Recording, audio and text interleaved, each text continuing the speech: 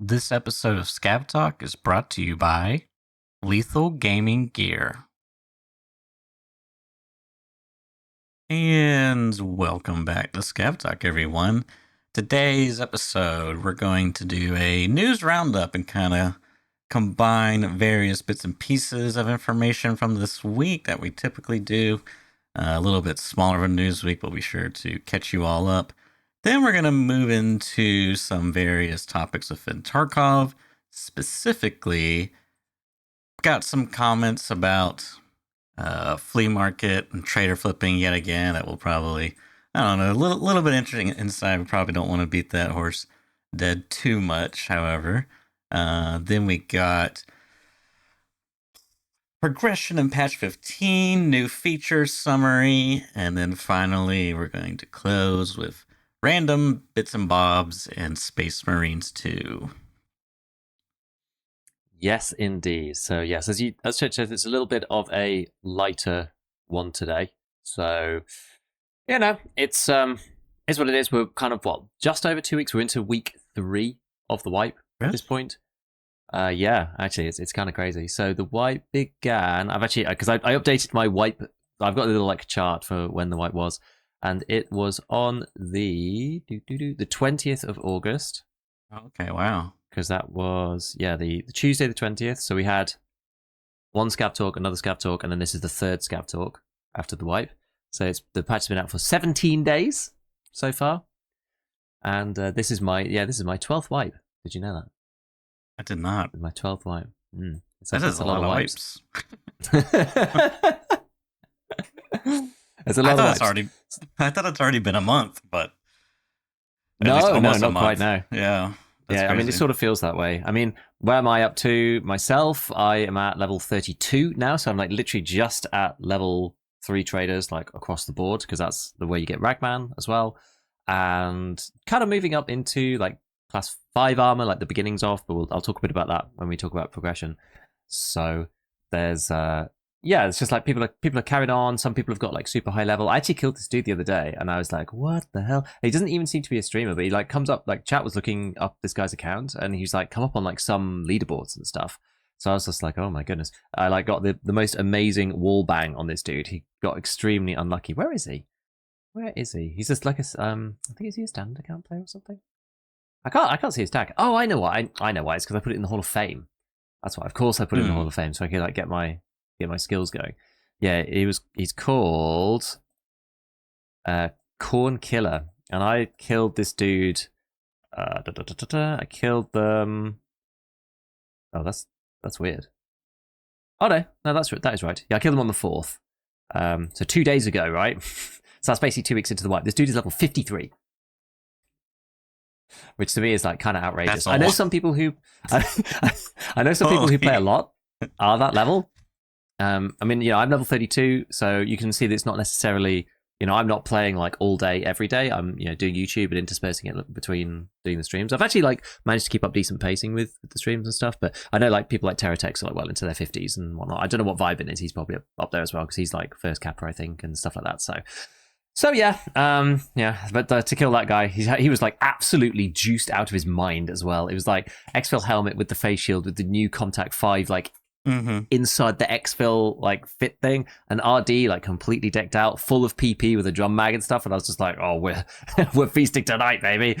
Just got all this PP bullets to run some raids with. That's kind of what inspired me to run some PP bullets. But anyway, so yeah, wipes sort of just carrying on doing its thing. The biggest sort of news update, I think, was, and one of the reasons why it was a good idea to keep on streaming a lot, was there was this new box. There was this streamer case that's been going on, so that's kind of pumped up the numbers over on the stream side for everybody, including myself, which has been quite nice. It's actually quite an unusually creator-centric event between Twitch and BSG, which is pretty cool, and it's called the supporter streamer thing, and they've got it for lots of different games. Tarkov is just one of those games that is in the list, and you get some kind of it's not really drops, but you get some kind of special item if you sub. So it's the prime subs don't count, but gifted subs and regular subs do count. We just had one in the channel now from Zaplo. And if you do get a gifted or if you give a gifted or a regular subscribe for yourself, then you get this like purple Twitch box, and it's like a 3x3 box. It looks a lot like the black sort of like, I don't know what you call them, the crates weapon you get in raid. crate. Yeah, like the weapony crate type thing. Except it's purple. That's the Twitch logo on it, but it's got a 77 internal space, so it's like 7x11. This thing, so it's quite big on the inside, but it only holds stream items. So if you're going for Kappa, I don't think I'm not sure if all of them are working right now, but I think BSG were trying to make it work. I haven't seen any that don't work yet, but some people were saying that some of them weren't working. But either way, it allows you to like hold stream items in there, which at first glance you think, well, that's obviously useful for Kappa people. First off, if you're not going for Kappa, is it really that interesting? Well, there's some items that you might want to hold in there that you get just a bit of extra space outside of your junk box. If you want to hold like axle parrots and stuff like that, golden eggs that are required for Ragman quests, so living high is not a crime, and those ones you can hold them in there. But then the best sort of like life hack of all of them, as discovered by the community, is that obviously you can hold the Gingy wallet and also the Gingy keychain, and the Willer's wallet in there. And those are pretty cheap because they sell back to therapists for like 45k or something. So they usually don't go too much higher than that on the flea market. It's not really much use for them otherwise, and especially not non-finding raid, right? People are looking for them for the quest, but when they just find them randomly, they're just a regular wallet and a regular. So keychain with only 4 slots in it for the Gingy one. But because they fit in the streamer item box, you can actually very efficiently fit keys, kind of, because it's 77 squares. So I guess what's the theory here? You've got 77 squares times 4, so you could technically hold 308 keys in there if you wanted to, which might be more efficient than a docs case. Or the thing about docs case is that it's got 4x4, so it's like 16 inside, and the SICK case is even bigger, right? 25 slots because it's 5x5. Whereas this thing's only 4 per each one. But for standard account players, I think it's quite good because it's just very, very space efficient, because the Twitch box itself is only 9 slots and has 77 in it, and then each one of those slots can have 4 keys in them because of the Gingy keychain. But the money from the Willer's wallets is like even more big brain. You basically don't need to buy money cases anymore. Like the money case is just redundant if you have this thing, because the Willer's wallet holds obviously 4 stacks of money, which is 2 million, and 1 row in the thing is like 7 Willer's wallets, so you can hold 14 mil per row. So like 2 rows you can hold 28 mil, 4 rows you can hold like 48 mil. So that's gonna like do you for most of the wipe. And because it goes into this lovely box, which is only 3x3, like one money case is what, 2x3. So you're like better off just having the streamer item case, just like dedicating 4 or 5 rows or something to Willer's wallets instead, and it's just like really space efficient. So that's quite good for people on standard. Like it doesn't matter so much if you've got EOD or unheard, and then you've also bought the extra stash space, or you had the extra event to get 2 extra lines. Like stash space is not really a big problem, but if you're on standard, it's actually quite a big deal, because now you don't need to have like extra space taken up by money cases, or try to save it as dollars or something to try and like save money on the space for those things. So that was like quite big brain. I quite like that. The fact that is figured out by the community. There's like, when it first came out, a lot of people were like, well, I'm not going for Kappa, so it seems useless. And it's just like, oh, actually, here's this like secret little trick. I always love that kind of thing. Like Tarkov's it's got so many little like quirks and twists and turns to it. There's always something to like min-max or optimize within it. Like so people were talking in Discord the other day about like trying to get weapons. Apparently it's been fixed, but getting weapons vertically in the weapons rack, which I didn't even realize. I didn't even realize that was a thing at one point. Apparently that was a thing that was like known by some people. Weapons apparently rack. What you did is, so the weapons rack in the hideout, and you used to be able to put in weapons that were broken, but then they stopped it, so you can only put in weapons that are like like without the pistol grip on them, the weapon wall. But you can only put them horizontal. You can't align them vertically on the weapons rack. Right. But apparently there was a way of doing it previously where you like held over the weapon, you opened the console, or I can't remember. So you dragged the weapon, made it vertical, and then dragged it where you wanted it, and then opened the console, and then let go, and then closed the console or something, and it like went in vertically. I'm just like, oh god, the game's like so jank. Like, why do these things funked? I love it, but apparently that doesn't work anymore. But it's just funny stuff like that. So I love all these little quirks. So that's the kind of value of the box. You kind of save money on the well, not necessarily save money, but you save some space on the money cases. I don't know whether it's necessarily actually better value, because like, how much is a money case? Might actually be, just because I don't know, the Willer's wallets might be a little pricey. Let's say they're like, I don't even know, how much do they sell for in the flea? I wonder if they've gone up a bit because of have a little bit, yeah. I mean, when I bought mine, they were only 50k. So when this was first discovered, they just completely disappeared. Apparently, they're 32k at the moment. Okay. Yeah, that was to say, that sounds about right. Really cheap. Well, what do they sell back for? I thought they sold back for more than that. Oh, no, they only sell back for 25. Oh, okay, fine. Yeah, so when this news first came out, they just sold out, obviously. Yeah. You just couldn't buy them. They were just gone. There was just none on the flea market. But obviously, as over time, people kind of forget, the initial hype goes away. So a money case... Because the money case should be kind of pricey because of the hideout requirements for the scav case. Don't you need like a gold chain or some skulls, and that's a part of the money case right now. Yeah. Oh, I can't even do this yet because you need to be therapist 4. My money case on the flea is 700k. So it's quite, it's pretty expensive. So you can buy 20 Willis wallets for that. Yeah. At the moment. I mean, later on, I can't remember what the barter is worth exactly, but maybe it's like later on, it might be like 300 or something. I think it's like 300k or 250k or something, maybe like 250. But even at 250, if it goes down to its sort of minimum price by that point, you're buying 9 Willis wallets, which is 9, so it has 36 slots, and a money case has got 49. So yeah, it's like slightly less space efficient wallets compared to cases. But then when you account for the fact that the wallets are being compressed at a ratio of 77 divided by 9, so the wallets are being compressed on an 8-to-1 ratio. So that's like way more space efficient. The two last things I'll say is I would imagine you just can't drop raw stacks of money into the streamer box. Is that true? Yeah, that's the only like you have to open it. Yeah, that's the only like annoying part about it. But I mean, beggars can't be choosers. If you're starved for space, then. And then the other thing I was gonna say is, I think it's I think what you like about it is just how you like perverse a system. It's like VSG intended you to put cap items in there, and then the community's like, actually. We're going to fill it with money and keys. Yeah. So funny. I do like that. Yeah, the like misuse, like the unintended consequence of like some intricacy. That's like Tarkov in a nutshell. You know what I mean? Like the unintended consequence in like it's like unintended consequence is the game. Introduce inertia, also created circle straightening. Yeah, like that wasn't the intention, but that's what actually ended up as the result. It's like, emergent player behavior is always fascinating. It truly. People will always find a way. Yeah. If there's a will, there's a way. Exactly. Okay, so that's still ongoing. That's actually technically ongoing until, when did it say? The 9th, I think. So it's the end of it's this weekend. So it's till Sunday. So yeah, unfortunately, if you're listening to this on Monday, then you'll have missed out. But I think most people have got theirs at this point.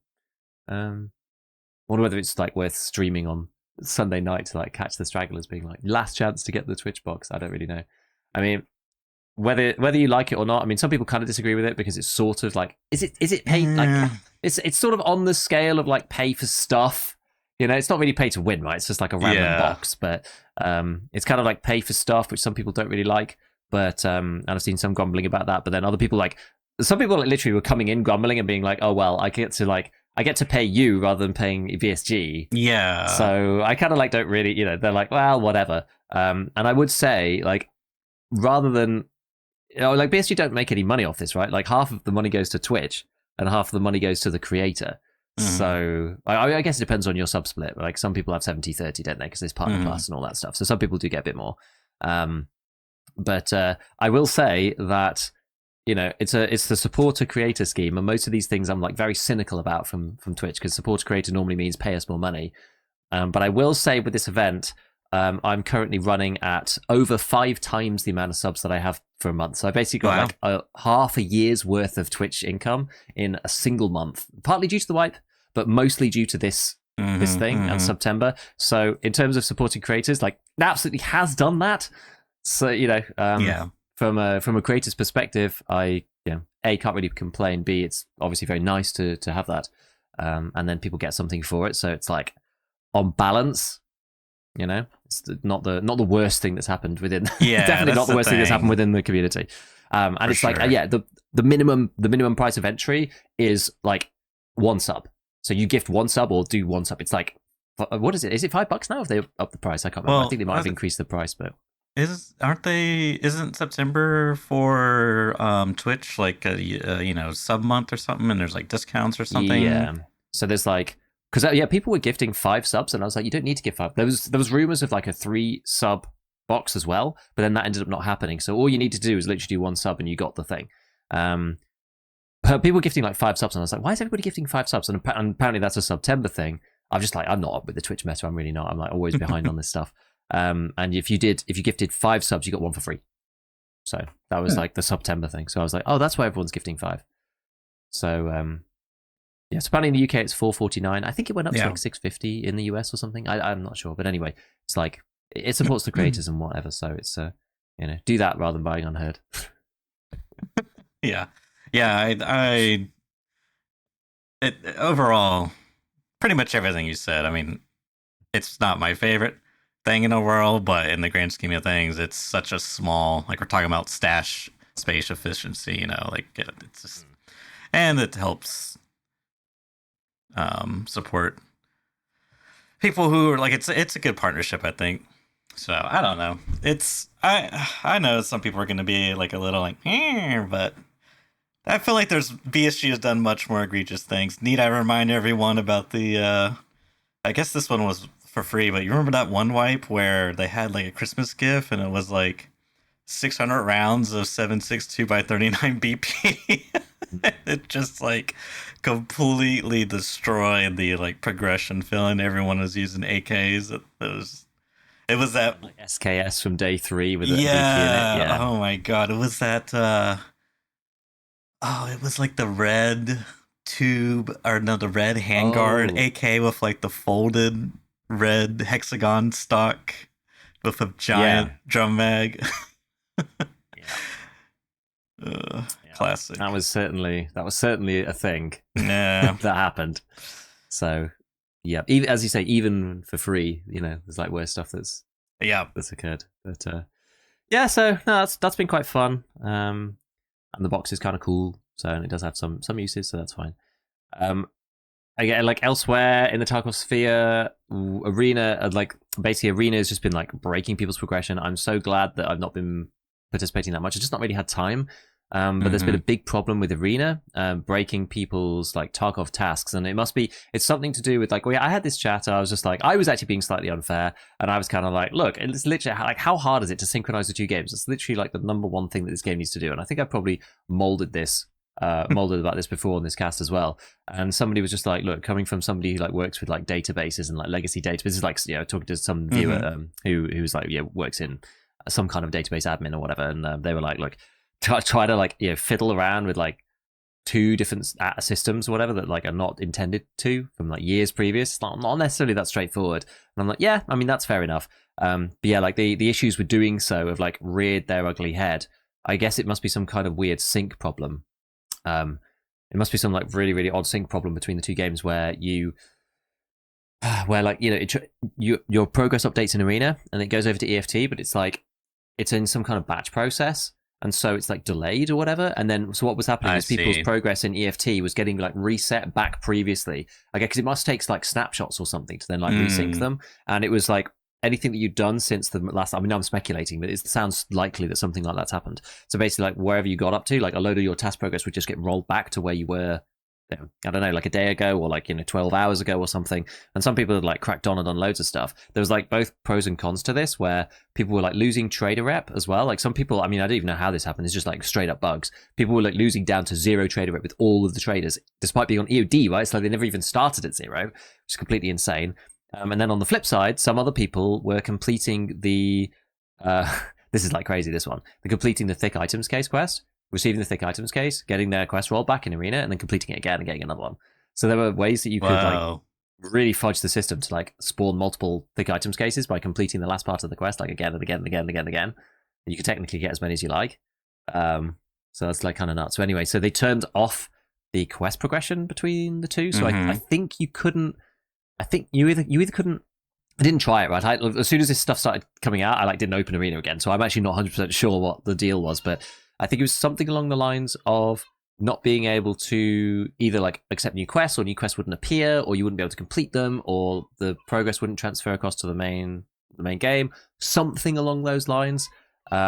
And yeah, so they turned it off while they were fixing it. But there was actually a little update today, which they've literally just posted now. And there's 58 minutes ago, and it says, we've installed the technical client update for Escape from Tarkov and Arena. The issue where players lost reputation when switching between the two games has been fixed. In the meantime, we're working on restoring the loyalty levels. So I don't know whether this fixes the syncing issues, because the syncing issues that I talked about previously are still ongoing, right? Like, you have to kind of wait for it to catch up, and there's like a billion different things in the community about how, yeah, you play a raid and then you close it and you play another raid and you come back and then it's fixed. Oh no, you have to close it. No, you have to verify files. That's the thing. You have to verify your files in each game and then it's fixed. And it's just like, I just waited and then eventually it fixed itself. But as soon as I started leveling in EFT again, it like desynchronized again. We've obviously got it on some kind of batch process. It's not like real time, which is maybe where these problems are coming from. So apparently the loyalty level thing is fixed. I'm going to wait for some people to test that before I go and try it myself. But yeah, so apparently it's repaired. So I don't know. We'll see. We'll see. But like, once the sync issues work, then it'll be pretty good. Honestly, like, it will be cool. But I just don't really trust it right now, which is a bit scary. Yeah. It's unfortunate. Like, I don't really hold this to like. Hold it against Arena specifically, you know? Like, I don't want to like dogpile on Arena. This is just more of a, atypical BSG technical problems. You know, it seems like they're always having some type of, which we'll talk about another funny thing later, some type of issue technically related. And yeah, it is interesting because it is. Did find it very odd that because I booted up Tarkov, created my account, named my character, select my faction, played around with settings, whatever, did a bunch of various things like that, and then went and booted up Arena, and it wants me to like pick a name. So like, I instantly just assume, oh, this is like gonna have a different name associated, but it's linked to the same account. But I don't know, but whatever. So I pick a different name than my Arena name. And then, mess around with that. Then I go back to Tarkov, and now my name's been changed. I'm like, what? To my Arena name. It's like, but I guess by the time because like, if it's got to create the information when I boot up Arena, it doesn't necessarily have anything to send over to start linking the two. You know what I mean? I guess but overall, it's definitely something that's like a very technical thing, I'm sure, and how you handle it. Way out of my field of anything I would know how to do. So thank God I'm not on that development team, because it would be screwed. Yeah, it's one of those things where you just got to imagine that the character level and like quest progression and stuff, it's so core. To try and like inject progression from another game into that is probably quite complicated, just in the way that it's been done. Everything like layers on top of this, so to try and have it not break anything else, is hard. And as we've seen, it's broken stuff. So they'll get it fixed. That's why anytime anyone complains and you get, well, it says beta on the website, so you can't really complain if it's a beta test. Actually, actually, Twitter user voice. Just one last thing on the topic of Arena. A few episodes ago, I kind of ripped on Arena, and just a lot of people, well, not a lot, but a number of people commented like, oh, to give it a try, or this, that, and the other, and it was but the thing for me is like, it's just not my cup of tea. So I was biased in that I'm not gonna like, I already going in, I already kind of know that I'm not gonna like it, and it's just fine. Confirmation confirmed my own bias or not, it's just not for me. So, but if me hating on Arena, that's just my opinion. If you enjoy it, great. Don't really care either way. Yeah, exactly. Like, let's be honest. Like, if the game didn't link between the two, I wouldn't be playing it. Right? That's like the drive for me is that it's a extension to Escape from Tarkov itself. Like, yeah, it's good to like build up some skills or whatever. That's fine. That's nice. But that only takes you so far, right? When you get XP though as well, and it's like an alternative slant on stuff. That's kind of what like makes it interesting to me. Is in the base game, it's like, okay, well, I can only really do things one way, and to get XP, I have to do it this one way, and the best way is to do quests, but that still takes quite a long time. But doing it that way, you're getting like trader rep. But this gives you like an alternative way. It just like rebalances the multiplier on different things. It's like, okay, well, I'm playing Arena, but I don't get any regular trader progression. Yeah, you get it with ref, but you don't get any regular trader progression. But my skills go up a bunch, and my XP goes up a bunch. So if I'm like looking for XP and skills, like vitality, I played like 3 games of Arena, got my vitality, didn't have to go to Shoreline. That was like huge quality of life increase for me. Like that usually takes me probably 3 hours of just irritation to get my vitality up to 3 each, and I just played half an hour of Arena instead this time, and that was way more fun. So we're talking about like the alternatives between the two, and like sometimes you're just like really stuck for XP as well. Like the quests dry up, you just got annoying quests to do, especially around that like level 36, 37 mark. Like that gets kind of tricky. It's just like, man, I could just like burn out the next level if I just want to get to the next trader in Arena instead, maybe. Stuff like that. So that's really what it's there for, and also just trying out things and gaining some gun skills. I do think that it's helped. I had an amazing raid on Factory the other day where I was just like felt properly victorious. I just like roared into the camera like because I took the Uzi Pro pistol with AP 6.3 and just went around like headshotting a bunch of people. It was a good set of fights actually. Most of the people came in chat as well. So I felt a bit bad because I was just like feeling very victorious. But it was good. It's good. So yeah, like it's got its uses, but that's the deal. Like without the link, I wouldn't really be playing it. So yeah. Some people want to main it, but just one for each person. It's funny you brought up Factory and that raid because that was like one of the things that came to my mind was like, I just like would rather play Factory. I mean, that's what I used to do too. It's just like, late wipe, just go spam Factory. I mean, it sucked loading in longer, and sometimes you die off the rip, which was like really, all that still sucks. But for me, like the looting aspect was, like I don't know, the incentive there was just so much more. And the one last thing was I also thought about, you're talking about leveling skills. What if you just like, as a way of being a dirty little min-maxer, what if you, while you're at work, you had a script or maybe you remote into your PC and you just boot up Arena and went to free for all and just went AFK so you could level vitality. I mean, that would work. Yeah, I wonder if they had an AFK kick protection, like if they detected that. I don't know. I wouldn't have thought so. Yeah, and then the other thing I thought, which I was like kind of messing around with, but not really, when you build your presets, get it, add on like virtually free stuff that's heavy, so you can hit the overweight threshold in your kit so you can level strength. Yeah, it's kind of strange that.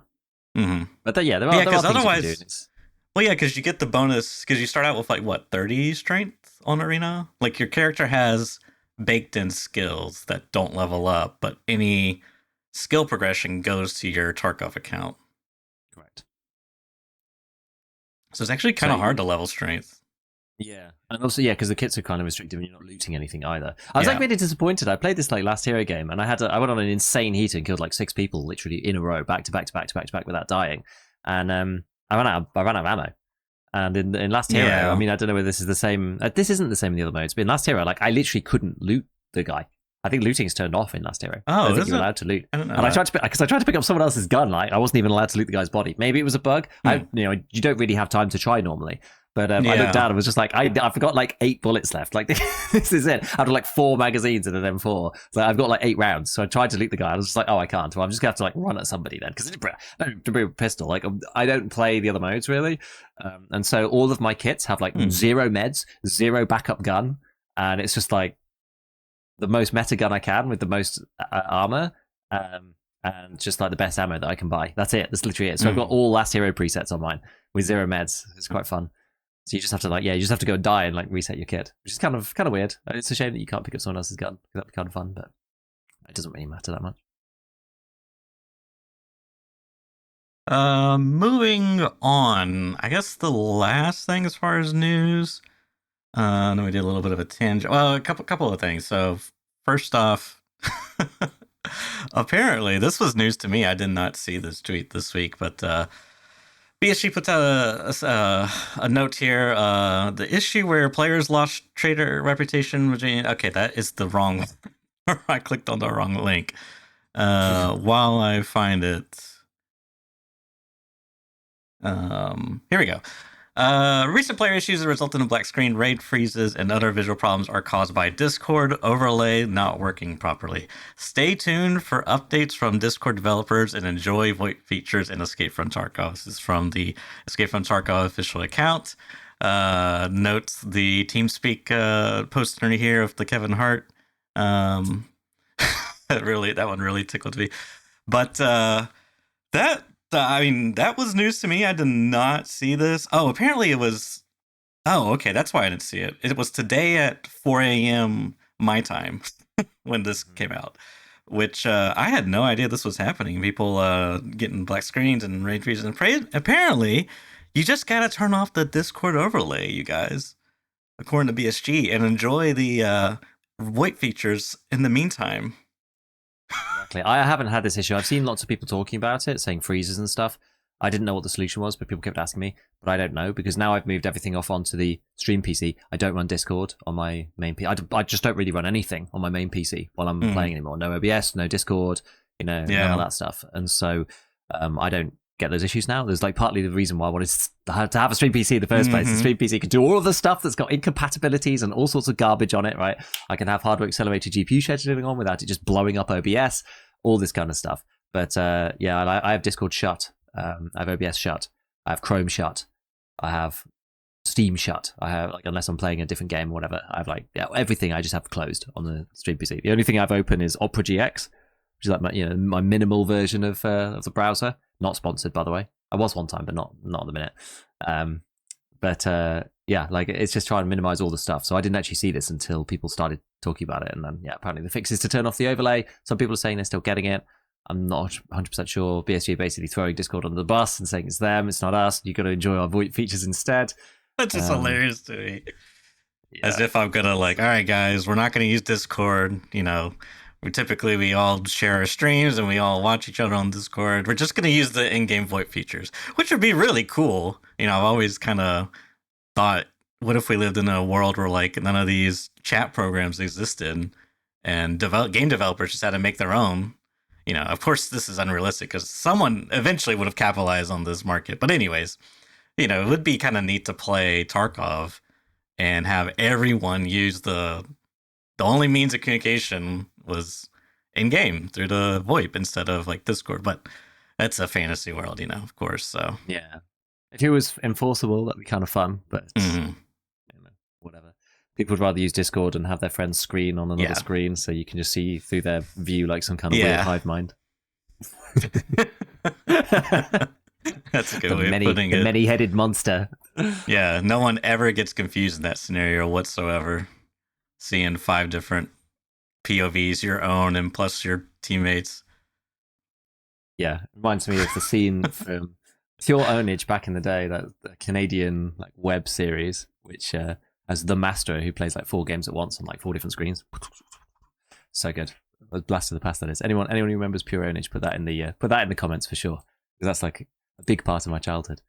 Very good, very, very good. Very dated now though. Anyway, so I think that's it. There wasn't too much news. People are just churning on with the wipe. Yeah, a couple of people have started to get Kappa, and count on moving up, looking through. Where should we jump to next? I mean, But just one last thing, sure. just to get it out of the way.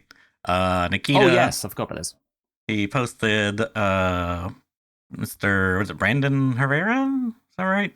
Yeah. A picture of him holding some type of mechanism that is a firearm. What exactly?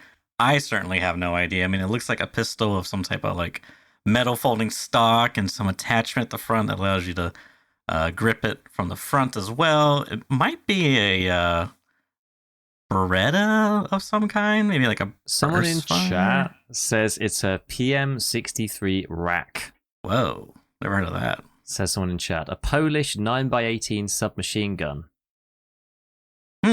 How interesting. It combines the characteristics of a self-loading pistol and a fully automatic submachine gun.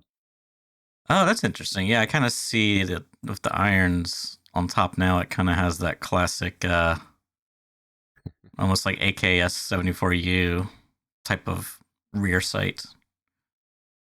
Interesting. But yeah. It means crayfish in Polish. Crayfish. The crayfish. Commandos handheld automatic. Late 1950s. Okay, so yeah, I mean, it's... Sure. What does it fire? Does it say 9x? Yeah, 9x18. Okay, so it's kind of like the PBM, or what's the APM? APS. The automatic pistol one? Yeah. Well, yeah, APS, sorry, yeah. Kind of like that, but a bit, I guess. But more submachine gunny and less pistol. Yeah, as if like a micro Uzi, but for that caliber. Yeah. That could be micro neat. Uzi on top. Yeah. Micro Uzi. Because wait, people keep asking me. Sorry, I was just gonna ask because can't one of the Uzis go in a pistol slot? Or am I mistaken? Oh, I thought one of them could. That's a shame. The Uzi Pro pistol cannot. Yeah. That's what I was assuming. Is like one of them could. I guess they don't have that in the game yet, where you can put a weapon in the pistol or the sling. Both, no. Yeah, it's not. Okay. It's not doable. You should be able to put pistols on the sling. Honestly, that should be a thing that you can do. Right? You should be able to put like a 5.7 in both slots. Just sling. It's like you just slung a little pistol around. Yeah, I mean, it's silly, right, that you can't put it on your back. Mm-hmm. I mean, I sort of get it, but yeah. Yeah, I feel like if you start doing stuff like that, like you could put the micro Uzi in your pistol slot or things like this, then it's like, well, what about the MP7? It's like, okay, fine, you can do the MP7, but the stock has to be collapsed and only a 20 rounder. And it's like, oh, well, what about the, Keter? Okay, fine, you can it's just like... Yeah, you just open up a can of worms, I think. Yeah. I think that's the issue. Yeah, people keep talking about, because I keep coming back to the Uzi, and I was using the Uzi, yesterday in factory, and people are just like, oh, why is everyone using the Uzi when the MP9, the MP9N is like the same, or / better / cheaper, whatever. It's just like, basically the answer is because it's new. Like, it's the same. The MP9N is actually the same. Like, I fired both of them in the thing. I did a comparison in like one of my, I think it was level 2 gun builds video, whatever. Like, they're the same. They're the same gun. Like, except the Uzi costs you more to make. Like, just buy the MP9N. But it's fun. I think do you get 2 more bullets? Does the MP9N only have a 30 round mag and this is 32? I mean, I can't actually remember. Well, now that I was going to say, because typically, historically anyways, the 30 round MP9 magazines, they're at like a higher Peacekeeper level, so sometimes they sell for a bit more on the flea market. Maybe there's that. I mean, I can buy them for sure at Peacekeeper 3, but it's 30s only. I wonder if you can get them at Peacekeeper 2. Let me just check. I wish it told you like what trade level it was when you were in the view. Yeah, they're at Peacekeeper 2, so it's actually pretty early. Oh, they are? Okay. Yeah. Really? 30 rounders? Yeah, MP9, 30 rounder. Yeah. Huh. I thought they were higher. Anyways. I guess must have been moved down at some point. Maybe the same place as the 32 rounder for the Uzi. Okay, so really no change there. All so right. you get 2 more. You get 2 more bullets, 25 less RPM, and it costs more money for the same recoil. Yeah. The MP9N is still good. It's just people don't use it because it's just been in the game for ages. Yep. Simple as that. Yep. Simple as that.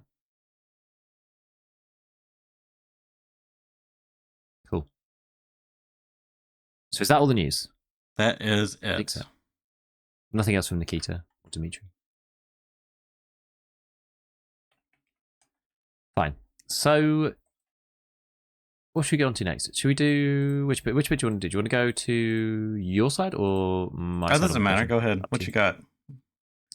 Okay. Well, I'm obviously thinking about progression and like the easiest route through to various stuff.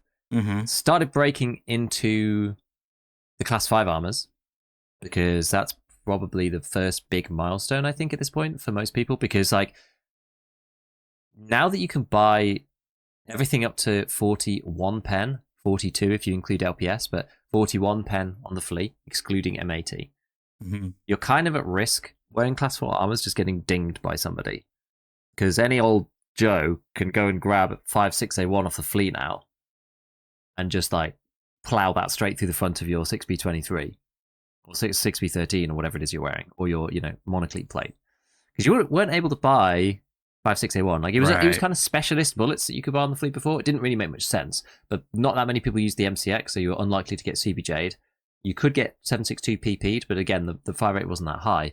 Whereas, yeah, something like either BT, the top end stuff now that you can buy on the flea is like 5.6A1, BT for 5.45, BCP for FM for 7.62 by 51 NATO. So that's actually not as like dangerous. People do have to get up to Peacekeeper 4 now to get to MAT. So you're more likely to get hit by some like intermediate caliber, or maybe something like SS190 for the P90 that's still on there, FMJ for the MP7. There's a whole handful of stuff that's in the sort of 35 to 40 pen range that will certainly kill you if you're wearing class 4. So class 5 is pretty important because you can't buy it from the flea. It's like the first sort of piece of progression that steps you up from really like level 15. Otherwise, you're just talking about money, It's like 5.6A1 is pretty expensive on the flea market because it's like the best bullet you can buy for 5.56. It's usually over $1,000. It's usually over 1,000 rubles per bullet, even though I think it's only $4 on Peacekeeper 4 or something like that. So a lot of people don't buy it, but you do see people top loading it. But it will just like shred class 4 armor, which is also the thing that you can buy on the flea. So moving up into class 5 is like the first place where you kind of like start to get out of reach of the rest of the pack of the player base. And it's certainly been helping me. But it's in the same place as it was before. The thing that's interesting this wipe is that I think the earliest way that you could progress was getting your hideout leveled up, and then you'd use plate alchemy to get more GAC plates. So you had to find some GAC plates somewhere, and then you could generate a GAC plate every 6 hours or something by doing the tech craft. Well, and also now that they've made It Good much easier, you can get onto that craft much more easily. But now they've stopped plate alchemy from being a thing. All of the crafts of that nature take 2 plates in and 2 plates out. So it doesn't help. Like you don't get more class 5. You just get another armored rig. So you can generate tactics. You basically are making a tactic, but you're not making the plates now. So that really limits that. So that avenue's kind of been closed down. So it's like, okay, well, all of the rest of the class 5s, as far as I'm aware, are on level 4 traders. And some of them are behind quests as well. So like they're quite limited. And that's even just class 5, right? So the one that you need to look at, the only one left, that I think is the only one left, is the Corund front plate and back plate, which is on Prapple 3. That's still the same as last wipe. There's no difference in questing for that. You do Easy Job Part 1 on Lighthouse, and then you do Reconnaissance on Lighthouse. That then gets you access to the Corund front plate barter for Golden Egg, which costs about 45k, and you buy that, and then you've got to put it in something. So you buy either you could buy a Corund if you want to. That has access to side plates, but it's only class 2. You could buy the Bagari, but that's really expensive. Doesn't have neck. Does have side plates, but is class 3 under, which is actually quite good. But it's a bit overkill. Or you can buy the 6B23-2 or the 6B23-1, which are really cheap. There's like the green propane armor, which you can stick the Corund front plate in and back plate. You don't get sides, but it doesn't really matter that much. And so I've just been running the 6B23-1, the stealth Corund. So people see it and they think it's class 3, so they throw it away because a lot of people, seems like only about 20% of people actually bother checking the plates. And I think that's partly because a lot of people just don't bother running armors outside of their default config, right? People just can't be bothered. Whereas if you've got a 6B23-1 armor with a Corund front and back plate in it, you've got basically the stealth Corund with the class 5 in it. And it's great, right? It's like you go from the time to kill difference between class 4 with 2 underneath and class 5 with 2 underneath against something like M856A1 is really quite wide, actually. It's like very, very big. I'm just gonna quickly pop open Tarkov Gunsmith and do the simulation, but it's like it's night and day really, the difference. So I think that's like the first like big milestone that people should really be going for. It does unfortunately mean that you end up having to play quite a lot of Lighthouse, because you've got Punisher Part 4 to do on Lighthouse, you've got to do Easy Job on Lighthouse, you've got to do Recon on Lighthouse. Yeah, it's a right pain. I went through and tried to just like push through all of the important quest Lighthouse ones, like the Lighthouse questing ones early. So I also did the one for M80, even though I'm not there yet. I was like, oh yeah, we're gonna go get M80, and I was like, oh damn it, it's Peacekeeper 4 now. They moved it up from Peacekeeper 3, so that's like there's a big kind of.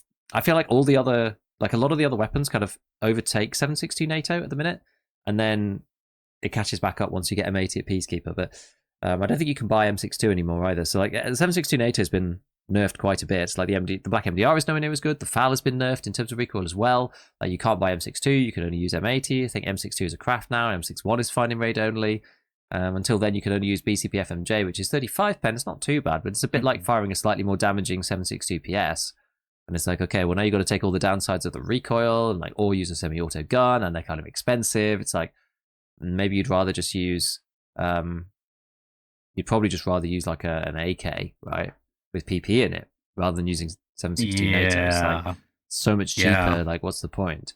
Yeah. So I got this multi-shot up. Yeah. So if you have the Corund plate in with a class 2 underneath, the first time you're going to kill somebody with a thorax shot, obviously headshots aside, is really the only real chance you have is like 6 shots. It's either 6 or 7 hits through the Corund plate with the 5.6A1.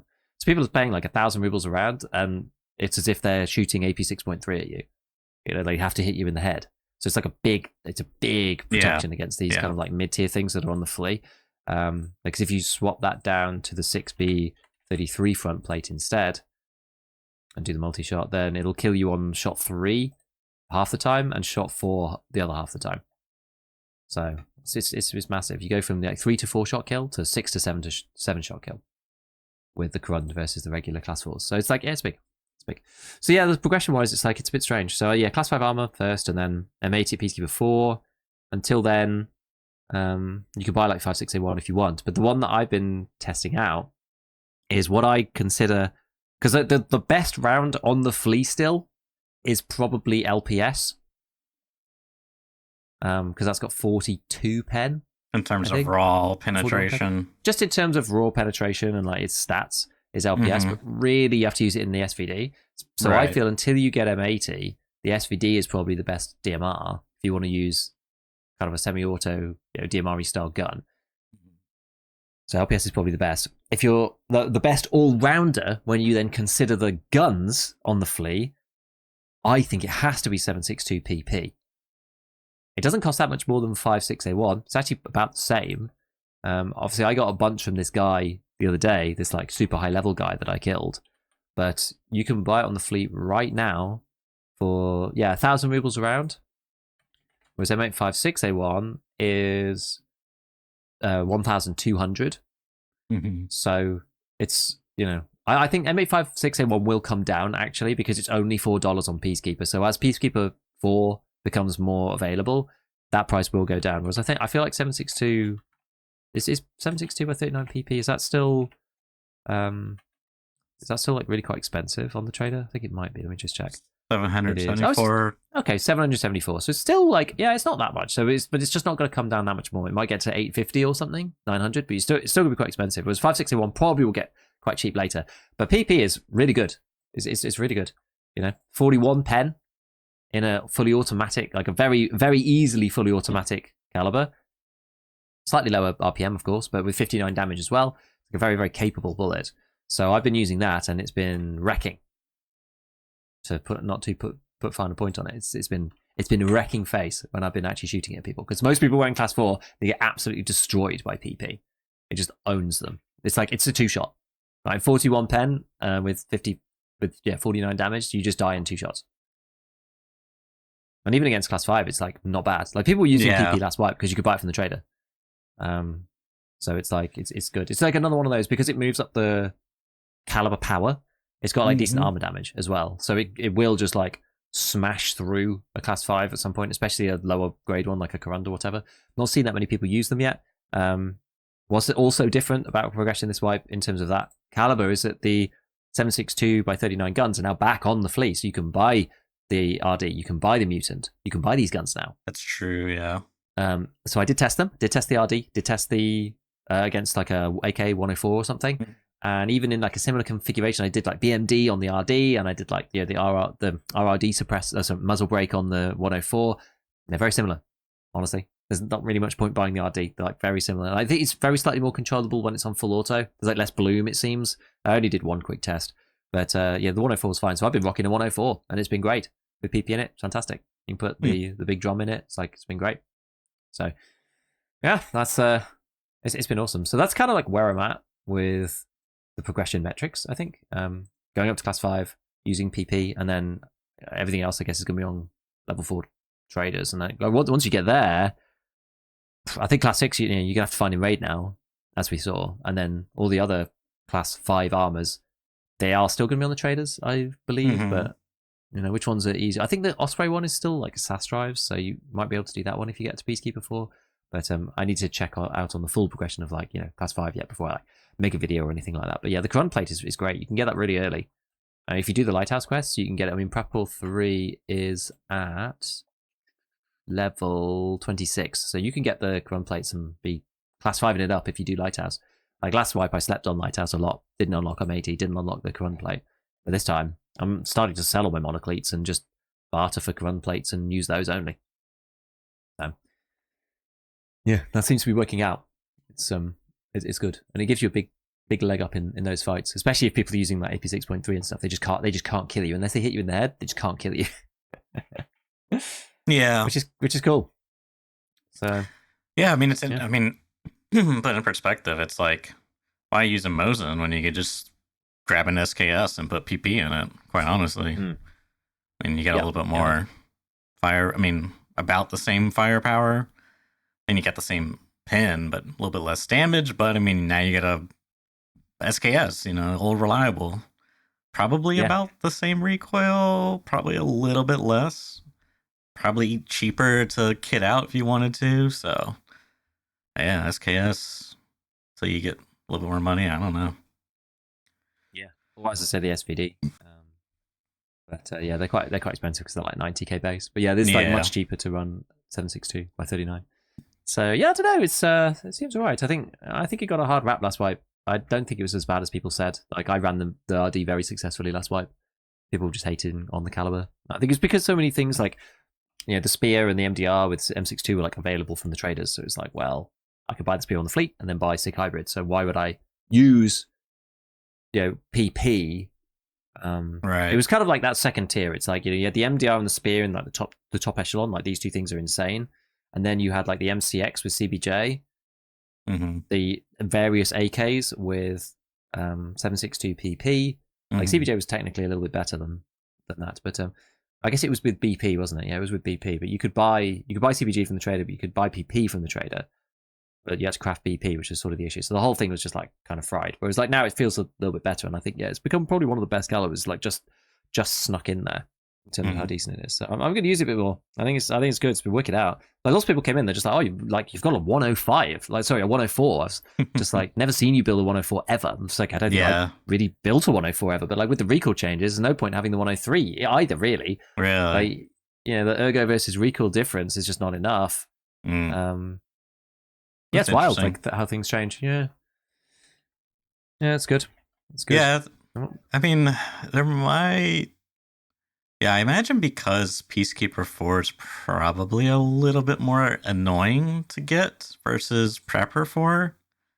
Like, you got to do more Lighthouse shoreline tests versus Prepper 4 is probably a little bit more, assuming you don't go for the Class 5 armor. But anyways, I just imagine the supply is a little bit... it's like I feel like the 5.6A1's a bit more in demand because... guns shoot fast, So yeah, and then I imagine the supplies kind of a little bit not keeping up with demand, whereas it seems like with PP, the supply and demand seems to be doing pretty good because they're maybe even, I don't know. I think it's still just got the hangover from last wipe. Okay, yeah, the baggage of the bad reputation. That makes sense. I think so. That makes sense. So Yeah, people I can just see aren't that. looking to it, right? Like people like you look at the flea and there's like the hangover from previous wipes is still on so many things. You know, it's like if you go and look at like the Griffin and the Seika suppressor, they're always more expensive than something like the AAC and the Thor suppressor, even though they're all the same recoil. Yeah, the Thor and the AAC are like slightly less ergo than the Seika and the Griffin, but usually the Seika is like about the same price as the Griffin because it was like the best in slot suppressor for recoil. I mean, I gotta have a look now. Like the weird like innate memory of Tarkov players and the inertia of that memory is like really odd. Yeah, so the Seika is like 52k right now. The M4SD is okay. It is 85k. Okay, fine. So that has rebalanced at least. Okay, the Seika is actually in a good place then. But yeah, like quite often you find people just like no brain buying stuff that like used to be good or whatever. It's it's just interesting. It's interesting. So it's good to like keep an open mind and like not just assume that everything is still the same. Yeah. That's no, it's good. I think there's just a hangover and a reputation of like, oh yeah, gun doesn't shoot very fast, slow, whatever. But like, as you were saying, if your aim, it depends on what your aim is. You know, if your aim is to, if you just get good and hit a headshot, right, then like you may as well be using an Uzi Pro pistol or an MP9. It depends on what range is also, obviously. I'm being a bit facetious here, but like, depends on what range is. So I get what you're I think saying, that's the reason why people like 5.6A1. It's like the best of everything. You can put it in M4. It's 800 RPM. You have range as well. It's a fast bullet. You know, the bullet actually does damage, and there's also a good pen with 5.6. It's just like fits into lots of different guns. Blah blah blah. If you're using AP 6.3, then it's like it only travels about 3 meters before it falls out the sky like a paintball. 762 by 39 is, you know, the slower RPMs. It's not necessarily as good in like CQB. So yeah, the 5.56 guns are probably like the best all rounders. But if you're not like purely trying to hit a headshot, then and you just want to be able to beam through armor, I think for the average player, I think 762 by 39 is certainly a consideration because you can just sort of throw rounds down in, you know, in their like general direction, and oftentimes they'll just die. Which is cool. Which is cool.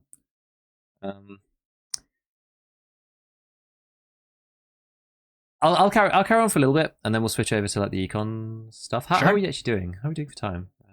We're good. Let's triple check where we're at. We got like an hour. Oh, we're not even going for now. Okay, that's not too bad. All right. Well, let's just carry on with this then. So, talk about like chucking rounds down range. I've been using all the new features basically. Like I think I used like all the new features in one raid, which is quite fun. I was using the M60 for the first time, which is pretty entertaining. I was thinking the caliber. No, the big boy. Yeah. With the 100-round box, it's 51 NATO. So you can only, until you get to Peacekeeper 4, which I'm not at, you can only use BCP FMJ for it, which is, as we say, 35 pen. But it doesn't really matter because you just fire so many bullets that it's, you know, kind of insane. And it has Bipod on it automatically. And I was using it on Lighthouse because I was just having some fun with it. I didn't manage to kill any PMCs at range. I only killed PMCs close range with it. Unfortunately, I just didn't get into the right situations. But just trying to figure out like where bipods can go and that kind of thing is a bit awkward. It's like I really think BSG should increase the vertical range. Like there's when you use the bipod, you have to unfold it, then you have to put it down on something with a key. It tells you when it's not working, but when it does work, it, you know, sets it down. Depending on what direction you were facing in the first place, when it actually works, you have like an arc, probably about 30 degrees, like 15 degrees either side. It's quite tight, where after that you can't turn anymore unless you undo the bipod and like put it down in a different place. So it depends on like how you can like set it down on a wall in like different ways. So, you know, just because you're at a wall, it doesn't mean you need to be like perpendicular to it. For example, you can be at 45 degrees to the wall. Say you're on top of like pawn buildings on reserve. You could be at like 45 degrees to the wall and then set it down, and that will give you an arc that allows you to go like from the building, you know, part way across to the, you know, the 90-degree angle. But you can't go any further, for example. So like it depends on where you put it down, and it's very, very awkward on rocks. And there's like, especially when prone, half the time when you're going prone like this, the ground is like too low, so you can't like look up anymore, and you're like, oh, I can't look up enough. Like, so I think the vertical box that you're like stuck within should be widened out a lot or just completely removed. maybe not completely removed, because then you could like shoot in the sky and it'd be stupid. But yeah, there's like a certain limit to how high you can go with it, which is just annoying. So you're either on a slope and you can't look down enough, or you're like down a slope and you can't look up enough, and it's just like, I see. Maybe it's realistic, but it just feels terrible, right? It's kind of janky already. Like you can't shift your position, and like you're stuck as well, so you then have to like shift around, try and find somewhere else it'll go. It's just that makes it really awkward. So I think we should have to have a bit of creative license from BSG with how much verticality you get, because you'd be able to shift your body in real life to like make it kind of work, or like put it on like little rocks that's like nearby, or I don't know, something like that to make it function. But anyway, I leant out to the lower chalet, and there was like scav running down the main road, like obviously going towards water treatment. And it was just like, just like kill this guy slowly after like 30 rounds. And they came into chat, they were just like, oh God, I just saw your name. I was running down the street. Then they're just suddenly getting like shot from like miles away. I did laugh. It was funny.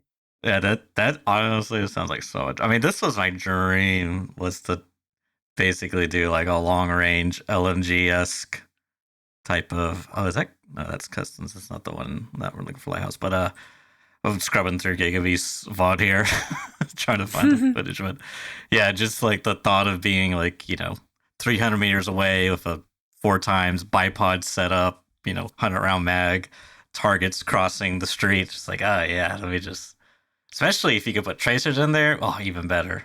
Like that just makes it even better. Yeah, I could get M62 in there, because that would just make it insane. That would make it insane. Are there any like other crappy around set of tracers? I actually forget, because I never use the ones lower than that. Let me see. For that caliber, I don't. Yeah. Oh no, there aren't. It's only M62. That's kind of a shame. Can't play Star Wars with some kind of like GT version of 51, but never mind. I mean, what I used to do, this was the bootleg version, but back when the recoil was different, we had like a different system. The Scar basically had like a vertical, like it was just pure, the Scar L anyways, it had like a pure vertical profile to it. So all you had to really do was like pull down and then slightly pull up, because that was how the mechanics worked anyways. So I would get like the 100 round stand hag mag loaded in there, go with a thermal and tracers 5.6A1. This was like towards the end of the life, mind you. And I go on like shoreline, find a like a bush or a hill prone, and then just see someone running and just start lining them up. And it was so hard, because you had to be like in a spot where you had enough of like a balance between cover and like coverage, and it's like, how can I actually see? And then it's like, once you see the guy, it's like, can you see? Because there's hills and stuff. So it's like, sometimes you lose vision. It was actually really hard to like pull off. And that was without a bipod. So I can only imagine how like, I'm sure it's going to be a few meta spots with certain configurations. Like, seems like you got like a pretty interesting one here inside of the chalet looking towards Big Sniper Rock. Yeah, this is like lower chalet, the one with the 2 saves, and the like northernmost chalet. You can like look up to the Big Sniper Rock. People go up to a lot. Like one of the cool ones there that I got shown by somebody in chat is if you're coming up the stairs in the lower chalet, like on the banister at the top of the staircase, you can see Merrin, like the boot of Merrin car. Oh yeah. So you could set up there quite easily and shoot somebody who's getting Merrin car. Like I don't think anyone's really opening it at the moment, because people aren't doing, like, people on Lighthouse, like 80% of the people that I've met on Lighthouse so far are doing Punisher Part 4. So, because that's like, that got moved there. So that's, Scab Vest Balaclava, and then you have to kill 10 players on Lighthouse. And people are either doing that bit or the Scav killing bit with the shotgun. Like they're either doing one or the other. It's like quite a big gatekeep of progression on Lighthouse itself. And I had to stop playing Lighthouse like in a more sort of freestyle way, because you just get killed. Like people literally just, Lighthouse is like so weirdly designed that you just sit in your spawn, and people do literally just sit there the whole time. I did actually try using tripwires, and I was tripwiring a particular portion of the map, which is, so if you're going from like Southern Road kind of area, and you go through the backs of the chalets, you go through the first chalet, the upper chalet, and then you go along this, like you go past the Red Rebel extract, and then you go you keep going and you go past the Southern chalet, and then you're still going up the rocks area. Just as you get towards like the last bit towards the village, there's a section of bushes where you can't get through without like jumping, or like you either have to slow walk through all these bushes or you have to jump through, right? I tripwired there. That's so evil. So I put them in there because you can't get out, right? Like if by the time that you hear the tink tink tink, you're like you can't jump, you can't run. So I was just like, okay, this is perfect. And no one went there. I did it 2 raids back to back. Nobody went there. I was like, what? But did you spawn there is the question. I did spawn there both times. So wow, that's amazing. I spawned at the bit just above, in the rocks, just above the lower chalet. Ran there, planted it, and then ran into lower chalet, and then waited for 10 minutes. Because the thing about the tripwires is that there's a 10-minute timeout, and after 10 minutes, the grenade falls out of the thing and the tripwire disables, which really puts a bummer on trying to like make them work. Right? It's really short. Yeah. Maybe good. I don't know. I think it means that you need to use them a lot more tactically rather than just like set them up in a bush and leave them. Yeah, which I sort of don't mind. I see what they're doing there. So yeah, so I tried to do that, but yeah, like literally, I was like, screw it, whatever. I'll just like wander around and loot stuff. So I like looted lower chalet, looted the upper chalet, and then 30 minutes in, there's a firefight down at like Southern Road. I'm just like, these people literally like haven't left spawn. There's like 3 spawns over there, and they're all fighting like 30 minutes into Lighthouse raid. And like, I think one guy was like, I had one raid, it was just like super weird. I was just like, well, I'll just go. I was trying to just get any kills for Punished Part 4. So I started chasing shots and just getting killed that way, basically, which is why I stopped doing that. But there was a scav, and I wasn't sure if it was a scav, but it was a scav that was running to Southern Road. I ended up in a fight with him. He got sniped by somebody else up on the rock, over literally by Southern Road.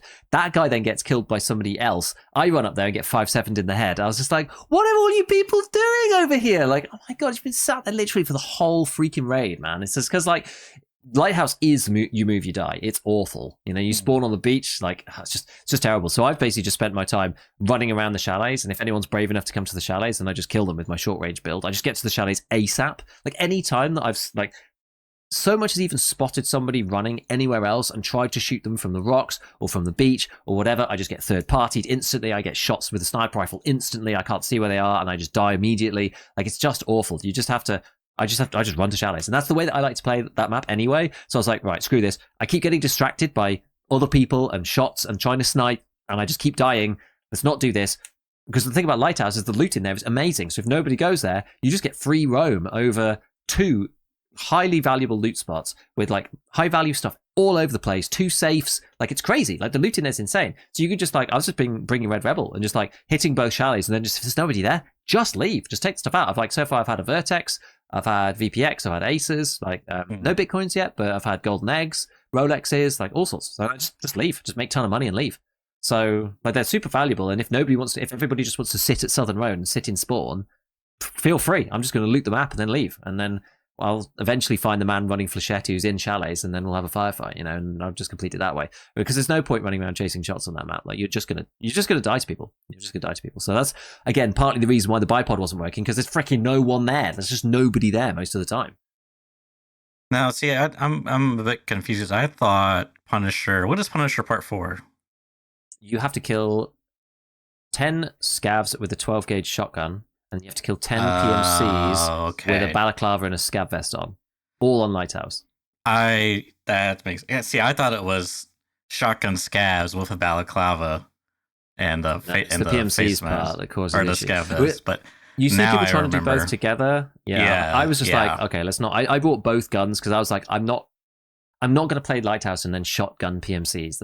I'm not going to do that, right? I'm trying to combine. If you try and combine both parts, yes, it's efficient, but it's not efficient if you just get no scavs and then also die to a player. Yeah. So I just split them up. I was like, look, if I see a scav, I'll shotgun them. This actually brings up something else as well that I should note, which is I tried using the double barrel shotgun because it is the lightest shotgun. I got warned by chat not to do this because the double barrel shotgun is bugged, and I was like, I haven't seen Busy Hands bug for a million years. The double barrel shotgun is definitely bugged. If something to do with reloading it, moving over to the other gun, whatever, you suddenly find that you can't use any meds, you can't shoot, you can't do anything. And the Alt F4ing doesn't do anything, you just have to leave.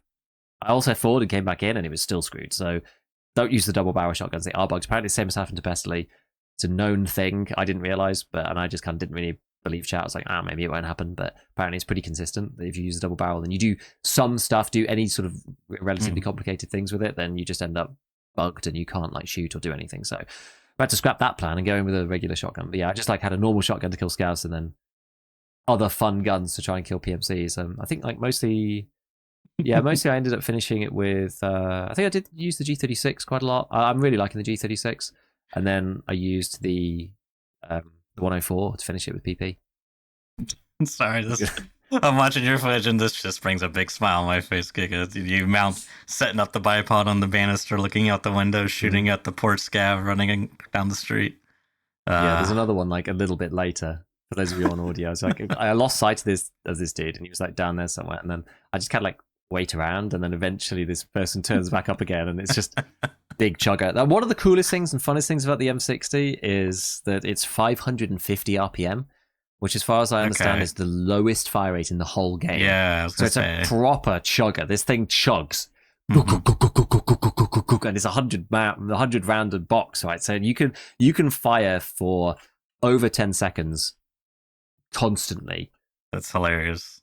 Which is it's insane. It's 550. Yeah, so it's like what per minute. So yeah, 9 rounds per second. So yeah, 100 and then 1 over this guy. And where's that? Yeah, so you can fire for just under 11 seconds non-stop with this thing. It's like the ultimate covering fire LMG.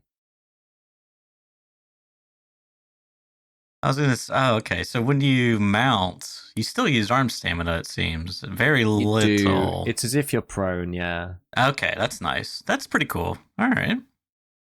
Yeah, it was fun. I was in this place because I think this is the clip here for audio listeners. I'm just beaming this guy. He's like trying to escape, but poor guy. And then he came in chat and was just like, "What the hell just happened?" So I was like using all of the things. So I was using the variable zoom because I had an LPVO on the M60. I was using the bipod. I was using the mounting with the bipod, and then I had a tripwire set up behind me in the mountains while this was going on, just kind of waiting. So the tripwires just didn't really work. I was like brainstorming how you could get them to function much better. You know, if you're first to say the upper chalet, the southern chalet, you could tripwire like the upstairs bit, maybe. First to southern. Oh, so if you're in like the upstairs. Why would you want to do that? Where the pool room's at? Yeah, where the pool room is. Yeah, so if you like have a fight, like you just be somebody somewhere else, and then they come in and you have a fight, and they like run upstairs or whatever, or even just like wait and just don't go in. Somebody will probably run up there because there's like loot spawns up there. So you could set, and I'm not sure if they'll see it in time. They may or may not. I see. But you can set, because I watched Airwing's video about tripwires, and there was like some cool tricks that he had in there, which is setting up the tripwire like not the way that you would think, like setting it up like parallel to the direction of running. So you set it up with the tripwire beginning at the stairs, and then the grenade like away from the stairs. So rather than across the stairs, it's like away. Does that make sense? So somebody runs up. So like normally you'd think with a tripwire, right? Oh, so they run up the stairs, and as soon as they turn, it's like right there. Not even that. Like so you'd normally think that you'd have a staircase, and at the top of the stairs you'd have a tripwire, right? But the grenade's on one end, either on one end or the other. So if they like run through it, then they're like too far. Whereas if rather than having it like one side of the stairs and the other side of the stairs, put the tripwire like in the middle of the stairs, like in the middle of the landing on the stairs, and then the grenade like a meter further away from the stairs. So like if you were walking up the staircase and onto the landing just in a straight line, you plant the tripwire along that line. Why? Along where somebody would walk. Because if somebody's running in or walking in, they're going to hit the front of the tripwire, carry on walking, and the grenade's like a meter ahead. So it's more likely to catch them. It's quite hard to catch them. I mean, you really need to be using the VOGs. Even the VOG, I think, is too long if somebody's actually sprinting. I see. Right, because they're sprint. Yes, of course. I see. Okay. That's actually pretty interesting.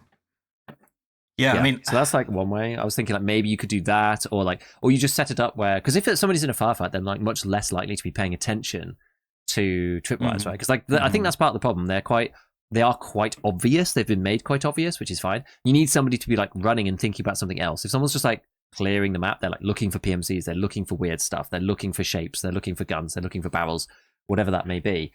And yeah, like they're probably going to notice it. So you kind of need to put them under duress first and then have them run into this thing. So like set them up in some places where they're likely to go. So either like, yeah, upstairs, or you put them in the garage area, or like wherever. Like and they make a pretty obvious sound when they like get tripped.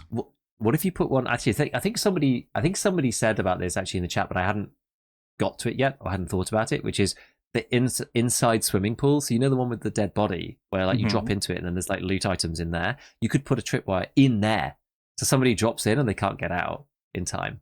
Oh, that's really smart. That'll be good. Yeah, anyway, I mean, stuff like that. I would think bushes would be a really good candidate because you can't move through them. But then again, people feel like at least me, if I'm pathing through customs and like I want to go through a bush into construction, you know, there's little like holes in the walls with bushes in them. Like I pretty much always just like jump through it, because why would I want to walk through it? You know, like I'm gonna make noise, so I might as well be moving faster and spend less time in the bush. So I don't know. I feel like bushes, like on the surface level, might be a good candidate, but I don't.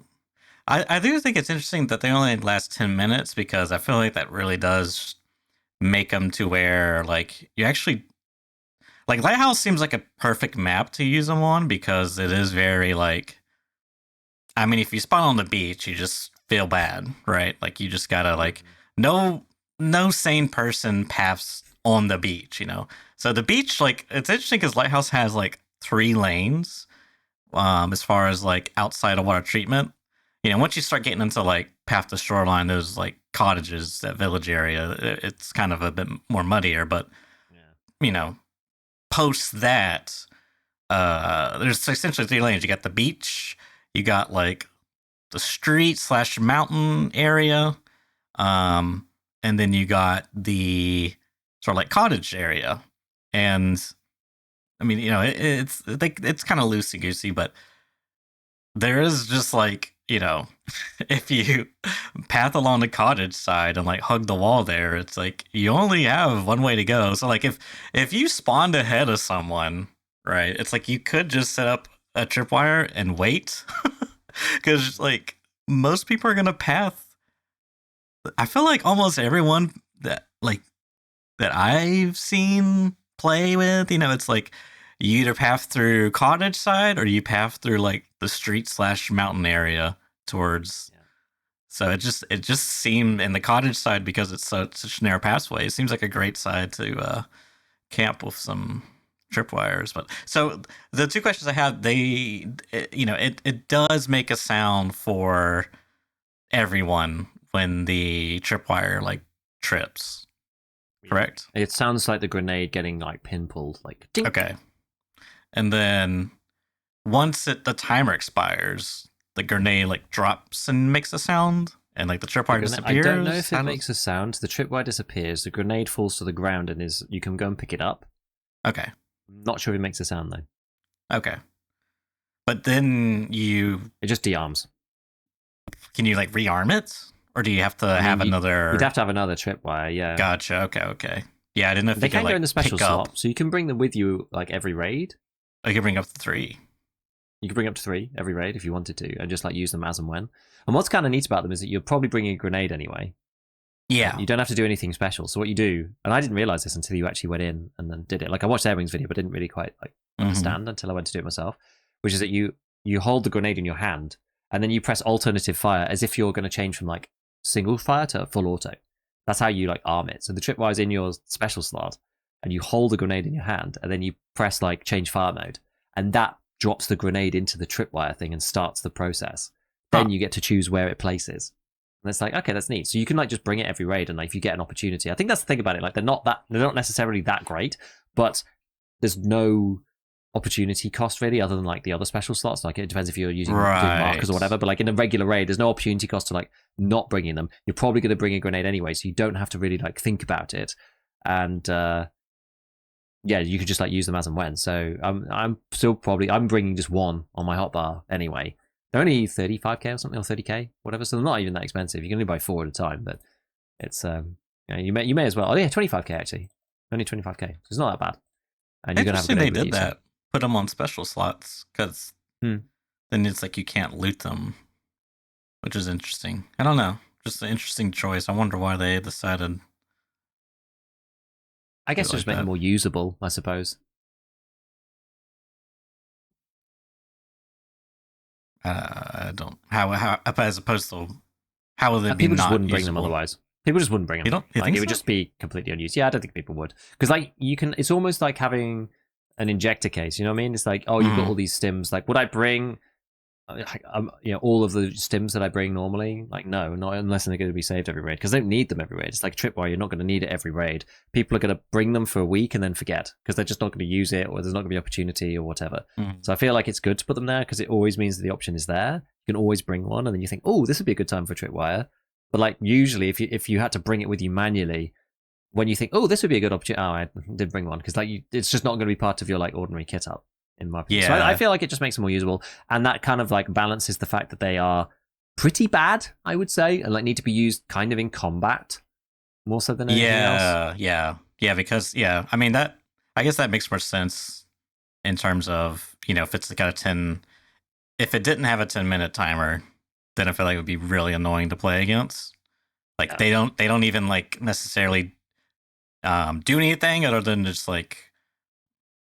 Annoying, you know what I mean? It's like oh, I should have like sprinted here or whatever, whatever. But it's I think you're right. You should just bring it in at least one, regardless, because if the opportunity arises, you have that utility. Yeah, and it's kind of weird because then it's like if you did want to do like some cheese strategy, like you wanted to camp a certain hotspot with a. It's like you got to go there, like be first there, and then wait for a bit, and then plant it at not even necessarily an opportunistic time, but like just the time it takes people to generally get in that area. It's kind of weird how that is. So, and like one of the strange things that I found about it was I was like planting it down, and then I was like, oh, I've actually got to like survive now. It's like I can't really go and fight because if I die, it might kill somebody, but I'll never know, and I'll never get credited either. So I have to just now wait, or like go loot or something. So it like really like slowed down the way I was playing. Yeah. Because I was like, well, if I want this to actually work, I have to survive and not die before it goes off, kind of thing. So I feel like using them tactically is better than trying to use them strategically in the raid because of the time or whatever. So I actually feel like maybe they're quite balanced, like in a decent way, and you have the opportunity to bring them in always. So I feel like the balance of things is actually okay. It's pretty good. I think it's good work. I think it's fine. The way they've done it, I like it. I actually like it. On balance, I like it. Despite being like, it's a shame that I was just like, oh, it's a shame the 10-minute. Actually, it's probably not. It's like very quickly, just like as the user trying to make them work. Like, okay, that's quite annoying, but thinking about everybody and just like the way that this game can be, it's probably not a bad thing actually. Be funny if you lost Carver for putting tripwires in the extract. That would be funny. I don't know if you do. I don't think you do, but it would be quite entertaining if you did. And then I assume, of course, you yourself can activate the tripwire. Yes, I mean surely. Indeed. Okay, yeah. Indeed. I mean that's just like for them to not do it that way. That would be truly out of character for VSG. The other the only other sort of like viable thing I would say for tripwires is maybe using flashes. I've seen some people looking at using the flashes instead because the Western flash has the shortest. Yeah, it was like 1 second. Timer out of all grenades. It's 1.5, I think, for the the M stringer numbers, whatever that flash is called, and because the shortest real grenade is the fog, and then the shortest flash is 1.5. I think it's 1.5. I think so anyway.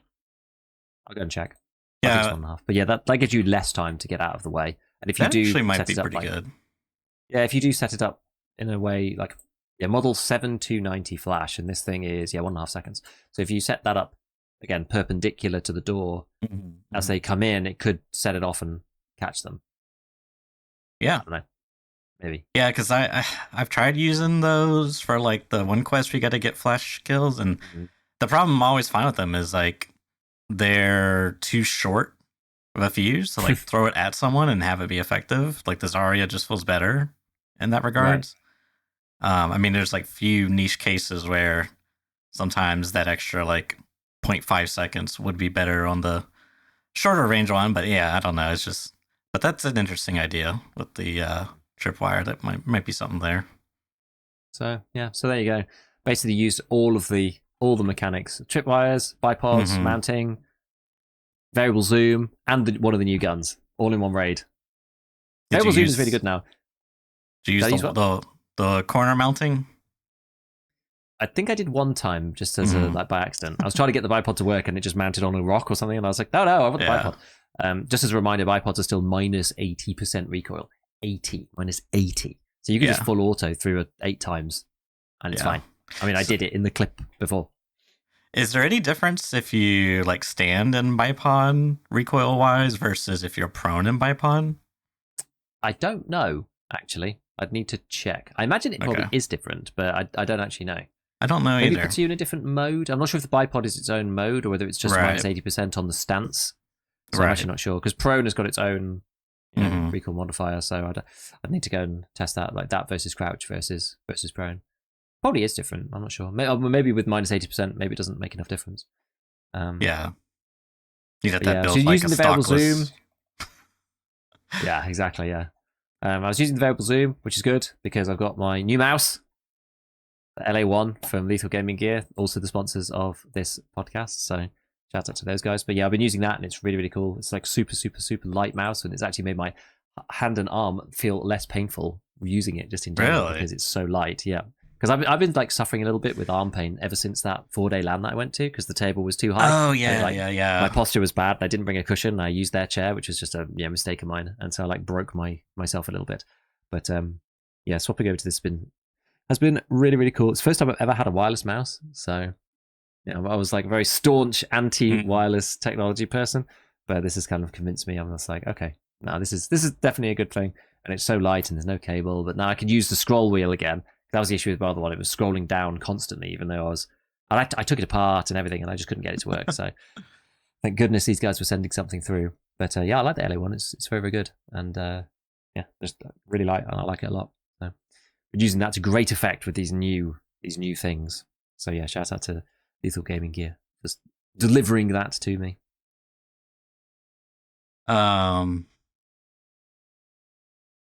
Yeah, I was kind of similar in that I do not like... I was pretty boomery about wireless mice, because there was a certain stigma back in the day about them. I think so. And yeah, but man, wireless now is just like, even like 5, 10, probably even 10 years ago. I don't know, that might be a stretch, but it's just, the technology is... It's so like, not having a cable there, just it's like a different, like there's like these they're called like mouse sponges, and you like slot in your cable into it, and it's supposed to make your wired mouse feel weightless, and you got to move it around, but it's like you got to have it like the right length, and if it's like too short, then you do a swipe and then your thing like moves, because it's it's just like it's not really great, but yeah, I mean, I received a copy as well, and I like it. I think it's honestly like, it's so affordable if you like want a replacement or something, because like I think it's currently, I don't know, like at least here in the US it's going for $29.99 plus promo code ScavTalk 5% off. So that's like what, 20. I'm not even gonna tip math. I'll embarrass myself. Which is insane. Yeah, I mean, for what you're getting, because you get the side buttons, you get 2 side buttons, pretty common, and wireless, and DPI like on board. I don't think there's software like this type of, and the shape too is like a relatively or is like what's called like a safe shape, like it's gonna work for most people. It's ambidextrous, and it's a fairly safe, commonly used shape. But yeah, for $30, it's just like I was talking with a friend and he has a G502, which are like kind of popular, but I mean the thing is like 132 grams, right? I think Yeah, they're a this bit one's beastly, like, right? dude, there's like this one's 52. I mean Mm-hmm. it's almost three times as heavy as this. Because light mice are just like such in the fad, so it's yeah, but yeah, I was like, okay, if you want a new mouse, for $30, if you just want to try something, like this is like it's just buy it. I mean, if you just don't want to like actually, because sometimes it's very annoying to have to like look at different mice products, and then it's like, oh, well, I don't know about this shape, or like I don't. There's like just it's like well, once you use something that you're comfortable with, it's kind of hard to switch to something that's like a different Yeah, design. But like for $30, like, and everything you're getting, it's like, dude, it's hard not to go wrong. But that's anyways, like way yeah. cheaper than the one I was using before, right? This Steel Series Sensei or whatever, and that's wired. Mm, It's like yeah. way cheaper than that even. In the UK, it's currently £24, which is like, I mean, you buy like a crappy Dell mouse or whatever from Amazon is probably 12. It's Yeah. just like It's insane value. it's a steal. I'm curious, does your so like because it says here, batch of small flex issue, and this is something that's kind of like I have like my gripes with in the mouse review, space. It's like there's this like trend where they squeeze, as like one of their tests or the reviews, they squeeze the sides of it, right? And they're trying to like see if the buttons activate, right? But here I am, I'm squeezing it, and I'm putting a pretty large amount of force onto it. I'm curious, is yours like? Have you had any issues with like you're using it and you hit the side buttons? Because I just find like it's like using this thing is like literally impossible to accidentally activate the side buttons unless you're like, you know, mammoth hands, and like when you play you're so intense that you're like squeezing the life force out of your mouse. Yeah, I mean, the only thing I would say is that this, in general, is one of the reasons why these guys are so awesome because Mm-hmm. they had a complaint in the community about like the side flex or whatever, and they put it in the title of the mouse. Mm-hmm. So it's not like you could, when you buy it, you know exactly what you're getting. And the most common gripe, they've literally written it on their website on the product page for what the issue is, and then shown a YouTube video of what the gripe is underneath. Mm-hmm. Like, how many other companies are that transparent? Like, that's insane. that's Yeah. actually insane to me that they've even done that. But like, so on my one, I can feel what it's like. It's almost as if like it doesn't affect my mouse buttons, but it's almost Uh-huh. as if the side like it's where the connector is, so I can feel the flex that they're talking about, like in the middle. So in the middle section, the side and the base are not like perfectly one to one. If I squeeze hard, like I can flex it inwards slightly. It doesn't affect the buttons or anything, Yeah. so But it I doesn't mean, bother me. I wouldn't have noticed. It's just like I had a try, and I was like, "Oh, I can sort of see maybe what they're talking about. Like yeah. I can see what I can see. But it's a lot of pressure though, right? It's a lot of pressure. It doesn't affect me while I'm gaming at all. Obviously, never think about Yeah. it. Okay.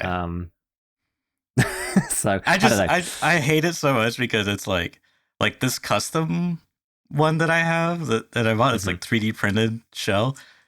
It has way more flex than like. So I hate that. Like it spawned from a genuine thing where like some mice at one point in time were like or like some product had an issue with that, right? Like from some company, Corsair or whatever.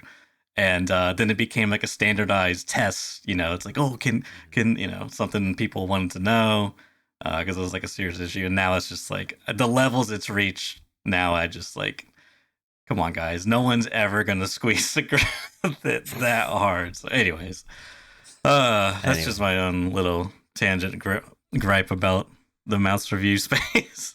Like, because the mice in general just was gotten so like they're trying to add features, 8K polling rate and things like this. It's just like things that just like have like virtually It's like I saw a monitor that's 480 hertz refresh rate come out. It's like no one's like, when am I ever gonna hit 480 frames per second to be able to keep up with that? Maybe if I'm playing like, some Counter Strike 1.6, it's just like high octane Doom 95. It's like this, and even then, it's like the gains you're getting. I was like so like 1%, probably not even 1%. Like it's insane. So it's just technology, just like really reaching the upper caps. It feels like until we get something completely new. But anyways, enough tech talk. This has been Tech Talk with Scab Talk. Yeah, exactly. So let's double back to. I mean, I'm basically finished with progression, honestly. But the only other thing that I would talk about is every time I talk about M80, I have like 3 people jumping out in chat being like, "Oh, there's no point getting M80 because you can just get to ref level 3 and you can get M80 from boxes from ref." And I'm just like, yeah, I know, but like I don't want to delete my progress, and not everybody has arena, and that's like kind of the only thing that I would say. It's just like one of the many little things about arena and the progression, and people saying like, is it too quick? Is it not? Is it too much? Is it not enough? And lots of people are just getting M80 from ref because ref 3. If you get to ref 3, you do have to do like some of the quests and or a load of dailies to get to ref 3 because of his reputation allowance. But as many people have told me, it took one person who I was having like a good faith like discussion with in chat about, and it took them like a week of like rolling dailies and spending probably like an hour or 2 each day, probably like 10 hours or something to get to ref 3, which for some people might well be worth it because at ref 3 you can get ref 3 at level 25 so long as you've got the rep, and you can buy M80 from him and you can buy AACPCs from him, so you're like pretty decked out for the like mid wipe if you get ref 3. Whereas M80 is like do all this but Lighthouse stuff and then get to level 37 at Peacekeeper Force. It's like a lot higher if you want to use M80. So, I don't know. Like it's up to you as to whether you think it's too much or not or whatever. But this just another thing to bear in mind is that Arena does give you a lot of progression if you so choose to do it. Like I've not done that much in there because of aforementioned desynchronization of levels, which disincentivized me to play, and then the issues with questing being rolled back, which meant that I just haven't really touched it that much. But as soon as it comes back, I'll probably start looking at that. I've not really incorporated much ref stuff into my guides yet because I want to have it really available for all. But I want to be able to touch on a few things for those people who do want to do it, because there are really some good ways to accelerate your progress through to things like M80 and like the AACPC armor, especially now that you can't alchemy the plates. It's like having a GP coin purchase alchemy for class 5 early is good, right? So yeah, that's the only other thing I'd say about progression. Just Arena kind of like tilts it a little bit too on this way. So yeah, I guess on that note, unless there's anything else you had, not on that topic as far as progression. Speaking of progression, economy. I was actually surprised in our last video or podcast, I should say. Especially on the YouTube side, there was just a lot of comments about the economy and like wipe related stuff. And there is at least the people that commented, there was like it felt like a 70 to 30% ratio in terms of people who actually feel that it is a bit too much. Like it is too easy. It is too, boring, or there is no early wipe. Which is honestly not what I was expecting, but maybe that's just me not knowing, because it's like who listens to our podcast, what type of person? Probably people like you and I, so enthusiasts, right? Mainly. Yeah, that's what I would think, right? So I guess that kind of would check out, people who are like really interested in the details of everything. Yeah, you don't necessarily have to be playing a bunch, right? Because you also have to have time to listen to our podcast with us two waffling on forever, right? So like, you're probably an enthusiast, but like working full time and not necessarily having that much time to play. But like, it's this thing that we've talked about before about like hardcore player versus casual player, and it's like if you're like min maxing everything, but you only get a couple of hours a day to play, like what camp does that put you in? There's like, it's like a grid matrix, isn't it? It's like play the game pretty chill but have lots of time, or play the game like super hardcore but only have a little bit of time, and then there's like lots of time and play it hardcore and not much time and play it casual. So it's kind of like depends on what type of person you are. But yeah, like enthusiasty numbers people who maybe a little bit time poor, not necessarily, but but podcasters are good for commutes and that kind of thing. So so we've got to bear that in mind, right? Always the sample bias. Yeah. I mean, now that you mentioned that, it's interesting because back when I got into Dota 2, man, when I was at work, basically going from location to location in the passenger seat, I was just like on the phone reading, Dota 2 subreddit, reading, Dota Buff website, the analysis and wiki pages of hero abilities and just like tons and constantly consuming. And of course, when I got home, I was just like playing and losing MMR repeatedly.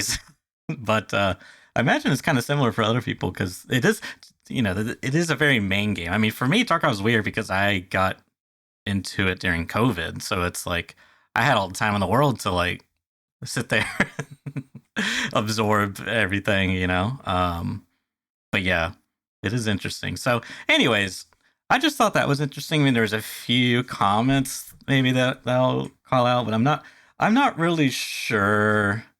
I feel like there was something, I think it was in your stream this week that was said, and I can't remember, but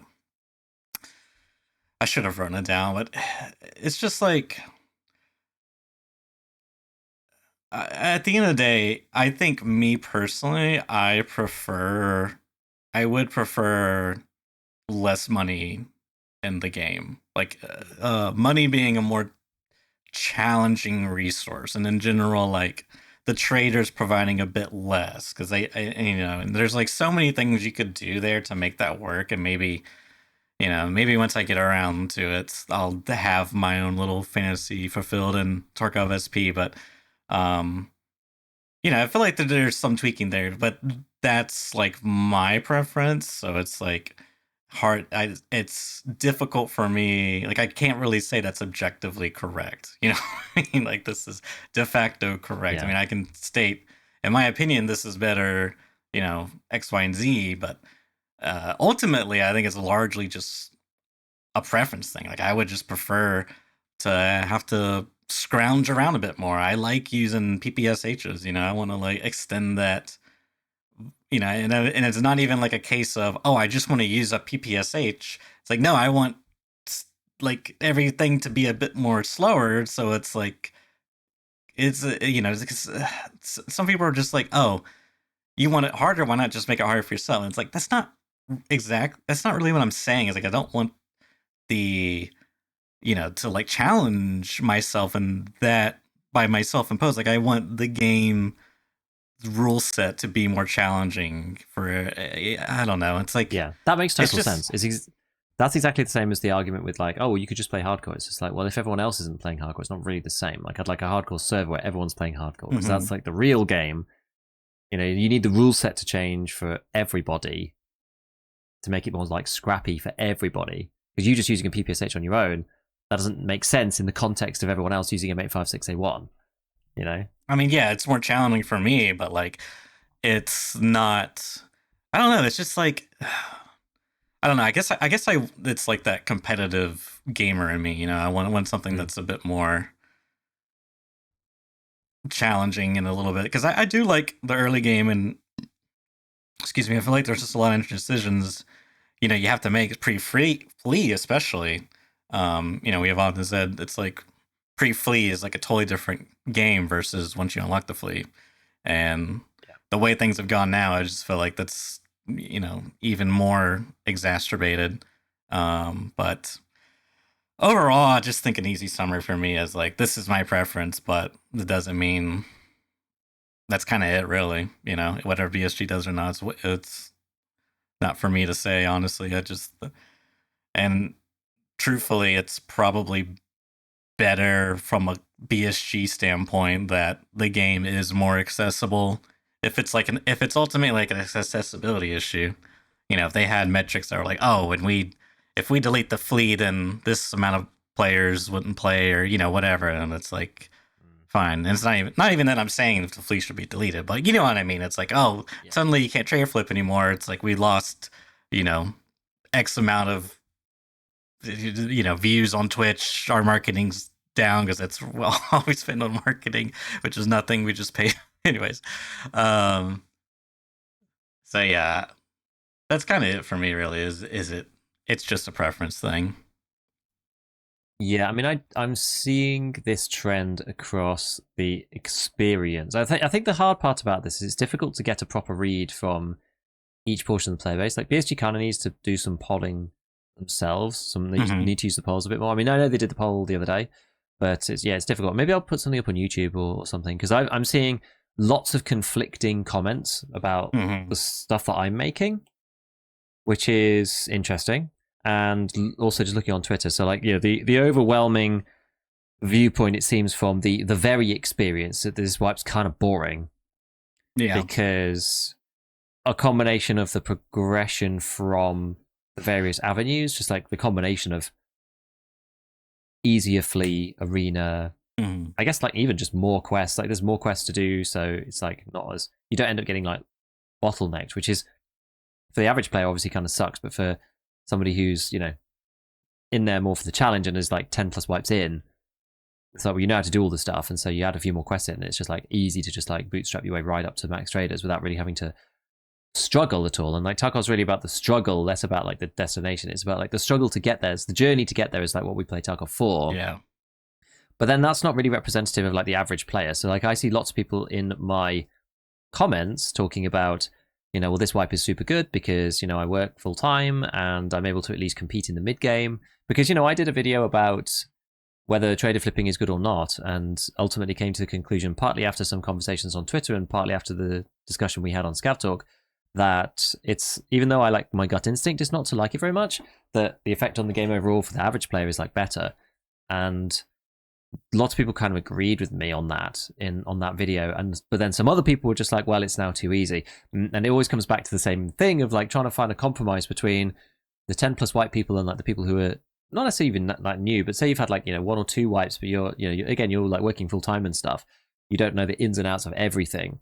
It just kind of cuts out that early game struggle, and it's like, what do the experienced players like want? Oh, we kind of want the early wipe experience, what, for everyone else, but not for us, because we get to level 15 in like 3 days, and then everyone else, oh, it feels great because everyone else is struggling and we're progressing. Like there is an element of that, I'm sure, to the feel, right?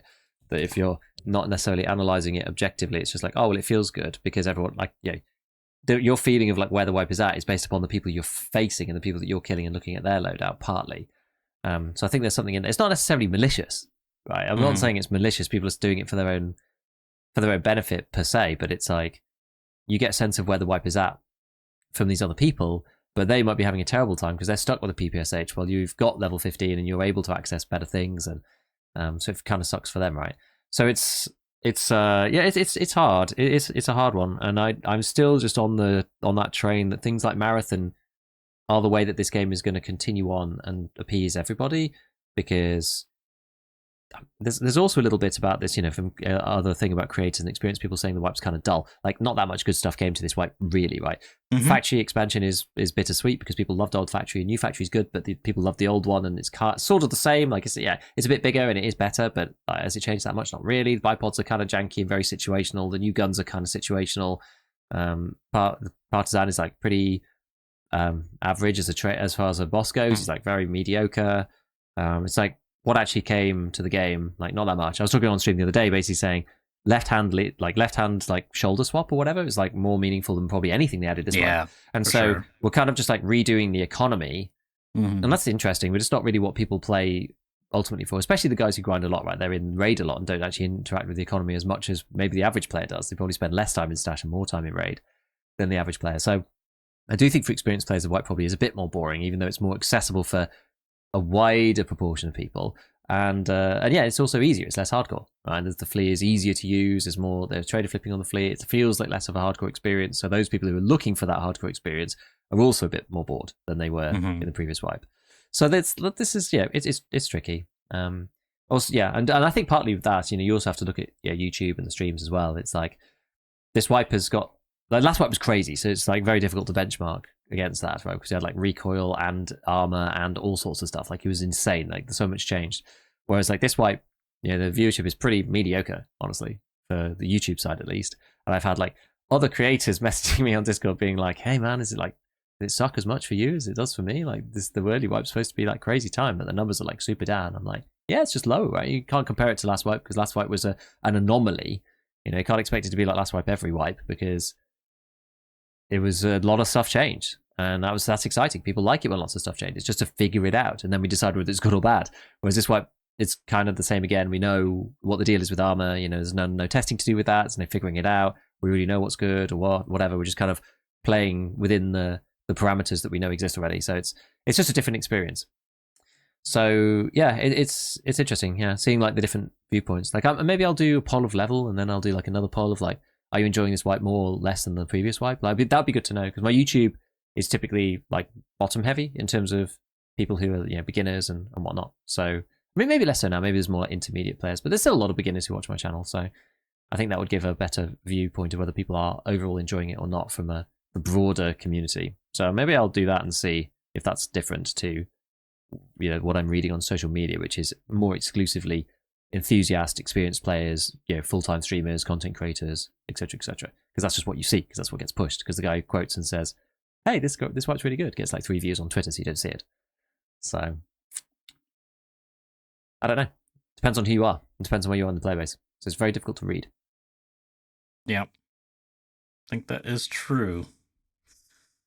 Yeah, I guess the final thing I would say is, I think for me, the biggest thing I think would be beneficial for a large group of people, casuals and more hardcore players, is just kind of like marrying the two, the traders and basically the trader economy and the flea economy, which in a roundabout way they kind of have done, because basically what I'm saying is like, oh, dynamic traders fluctuate their price and stuff, which kind of is happening. People are buying the stuff from the trader and then flipping it based off player demand, So in a way it's kind of happening. It's just, I think it's just kind of like unfortunate that the way it's happening is how it's happening, Like, it would be nice if the system was just automated, because then like the money basically doesn't get filtered into the trade, the player economy. I mean, maybe if the algorithm for this hypothetical trader, dynamic trader system was advanced enough, it could kind of, play into the player economy by some means. I don't know. But that's again just kind of like a preference thing for me. I mean, I do think it would be beneficial, because in theory, you could have like one upside would be like low, level 1 price trader items could decrease in price, based off demand, which I think would be great. If I'm coming in and I'm pre-15, I'll save a few thousand rubles on this P.A.K.A. That'd be great, Yeah, exactly. And it stops them from being as expensive as they are. Like, what is the P.A.K.A. like, 30k nearly or something? 34k something, which is like, feels really bad to pay for. Oh, it's like 29 now, but yeah, it's like that's a lot early wipe. It's like it's like 7 or 8% of your total starting money if you've got 500k on standard. Yeah, it feels so bad because it's just class 2. Yeah, and it's so bad. It's such a bad armor. So I mean, it's good for class, like, it's high durability, but it's only class 2. It's the problem. So yeah. Anyways, I don't know. There's still, it's like I said, I think it's going to be super interesting to see how the wipe develops economy wise and how these things change. So time will tell. Yeah, it's still pretty early. I think in general it's going to be all right, just because it gives people a way to play like partway through the wipe. Like, it was just such a brutal experience playing partway through the wipe previously. It was just horrible. Whereas now it's a lot more doable, because you get to level 50. You still have to get to level 15, but you have access to way more stuff once you do. It's not you're stuck at level 2 traders. Then you're like, if you're starting 3 months in, I reckon you'll be able to buy 5, 6 in one for 500, 600 rubles around, honestly. Maybe more, maybe 600. But it's a lot more accessible to do that than it is just being stuck with, like, at level 2 traders. What's the best 556 you can get? You can't even buy 5 M855 at level 2 traders, I don't believe. I think you're stuck with, like, FMJ. Yeah. Or something.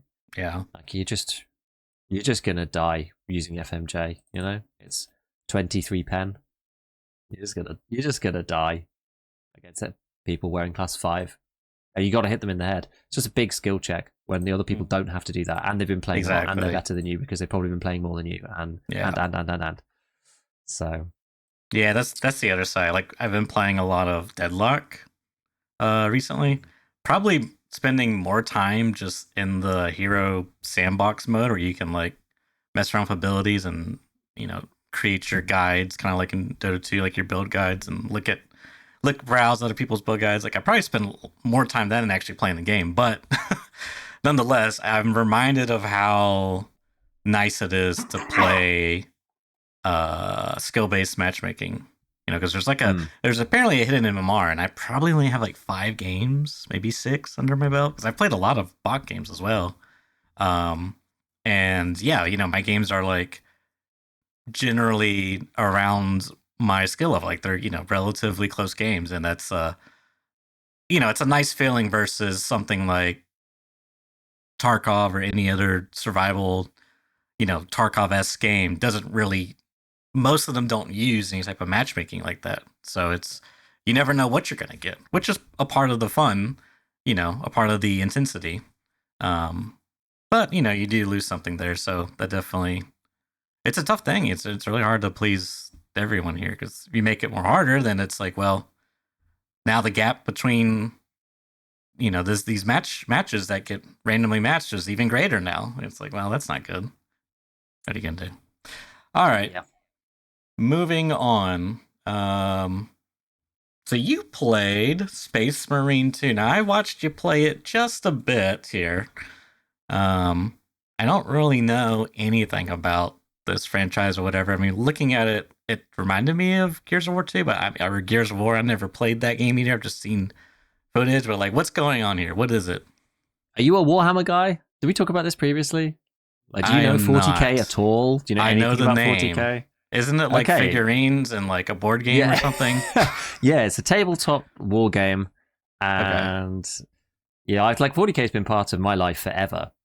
Not that I really actively play or anything like that, but it's like one of those things, you know, like I don't know, it's like Pokemon, right? Like, if you were into Pokemon as a kid, then you don't even need to necessarily, like, am I playing Pokemon actively? No, but, like, you know, it's always been a part of my life. Like, I'm just broadly aware of Pokemon in general as, like, you know, in its various forms, and it's come and gone, and people just talk about it. So Warhammer's a bit like that for me. In the, you know, I played ever since I was like a young teenager playing Warhammer Fantasy. There's like two different types of Warhammer, really. It's like Warhammer Fantasy, which is, you know, swords and shields type stuff, different universe, and then I got introduced to 40k later, which is in the year 40,000, is like science fiction / fantasy / horror / gothic, you know, whatever, which is kind of the setting of 40k. So the 40k settings are always really good, and it's the aesthetic of that particular kind of, like, it's just the aesthetic of 40k is just crazy. So obviously 40k is a massive franchise. As you said, it's based upon the tabletop game Warhammer 40,000, where you have big rule books and, you know, codex for different armies. Is like, I don't even know how many factions, 20 different factions or something, maybe more now. I mean, there's lots of different subdivisions within those factions as well. And you have a big rule book, and you build an army based on a point system. So you play like maybe a 1,500 point match, and you have to basically every item and every upgrade or whatever, because you can, like, upgrade, you know, you can piece together the individual units with different armaments and weapons and whatever. Depending on what you put on them, you've got different points values. So that's the board game. It's like I guess like Total War, but on a board game. Like, obviously way before Total War was even a thing, but it's like the classic original, like, tabletop versions of, like, Total War. There's no bases as such or anything. It's just like two armies that go fight each other, and you have to kill each other. So there's lots of different spin-offs of Warhammer 40,000 in many different ways. The first one that I interacted with was Dawn of War, which was an RTS with base building, which was great. So that I played that a lot. And there's been various different games, and I don't know when it was originally released. Let me actually just go and look. So Space Marine 1 release date. I want to see what it was because I played Space Marine 1. So Space Marine 1 what are you looking at? Sorry, I just have to say that they got a Power Wash simulator has a DLC for 40k. And you can power wash mechs and tanks and stuff. That's hilarious. That's hilarious. Sorry, go on. Hilarious. What were you saying? So they released this game, Warhammer 40,000 Space Marine, which is like the original one, and that was in 2011. So this is a long time ago. Oh. And within the Imperium of Mankind, which is is humans within this particular world, the whole thing is just war economy and has been for like millennia. So everything's just like extremely grim. That's why like the tagline of the whole franchise is in the grim darkness of the far future, there is only war. Like the whole of mankind is basically just geared up for war permanently. And of all of man's forces, the Space Marines are they're the dudes. They're like the primo guys. They're basically like biogenetically engineered individuals who pretty much have an eternal lifespan, I think. I mean, lore people will probably correct me on that, but they can live for a very long time. They're like 8 foot tall, like much taller than the average human. They've got like multiple extra organs that normal people don't have, and then they get put into these armored suits, which are just insanely powerful, right? So that allows them to go toe to toe with the vicious monsters out there in the world. There are like normal humans as well in the Imperial Guard, which they just die by the millions. Basically, they're just like the cannon fodder that just get like shredded just daily. Because I don't know what the population is of the human race in this universe, but it's like trillions of people or something. It's a multi-planetary like empire is the Imperium of Man. So the Space Marines are like the ultimate end force, and it's like they always have to be a bit careful where they put Space Marines in, because in the lore they're like superhuman, right? Like a Space Marine in there nowadays would just like turn up, tear your tank in two. Like you wouldn't even be able to shoot through it with a 155 mil artillery shell or whatever. It's just like it's like so far like super sci-fi like dudes. Mm-hmm.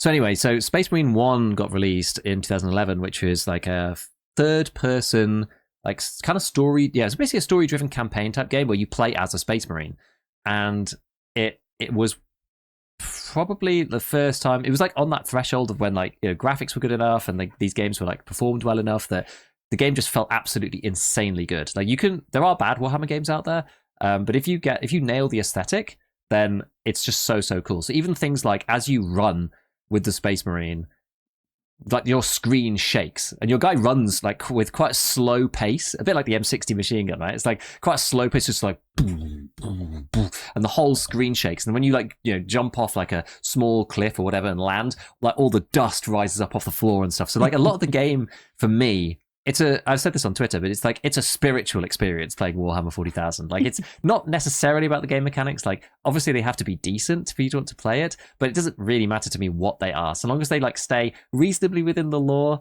and they are, and it feels like you're playing a Space Marine, then that's all I really care about.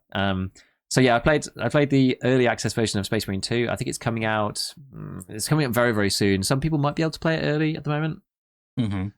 But anyway, those some creative people got access early to be able to like do a bit of streaming and stuff to kind of market the game, whatever. Like it wasn't paid or anything. I desperately wanted to play Space Marine 2, so I was also just like to hell with it. I'm just going to play it on stream. Like I don't care whether people want to see it or not. I'm really not fast. I'm going to play it myself, and it was good actually. It was really, really good fun. It was a lot harder than the first one. From what I remember, like there were 4 difficulties, and I put it on the second difficulty, which was just normal, and I got my ass kicked like multiple times, and I was like, oh man. So in the first one, you're fighting the orcs, and then ultimately chaos, which is kind of like turned Space Marines at the end.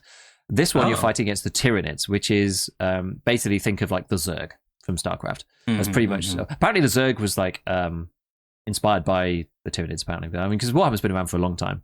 So it's basically the Zerg, and the Terran Marines are Space Marines, basically, right? Not as strong, but yeah. So it's yeah, and there's a lot of like world destruction and stuff like that. I thought maybe you could get on the gun, but the gun just got kicked away by my Marine, which is quite funny. Giggle was like running up into like a mounted gun, but his character just like completely topples it over. Yeah, so I don't need gun. I got my own gun. So yeah, the whole thing is like the beauty of 40k, and there's another game I talked about, Warhammer Darktide, relatively recently, which I was playing, which is like a 4-player sort of Left 4 Dead-ish kind of game, like equivalent-ish game to that. But the way that the beauty of these games is that they seamlessly merge ranged and melee together because of the way that armor and that kind of thing tends to fit.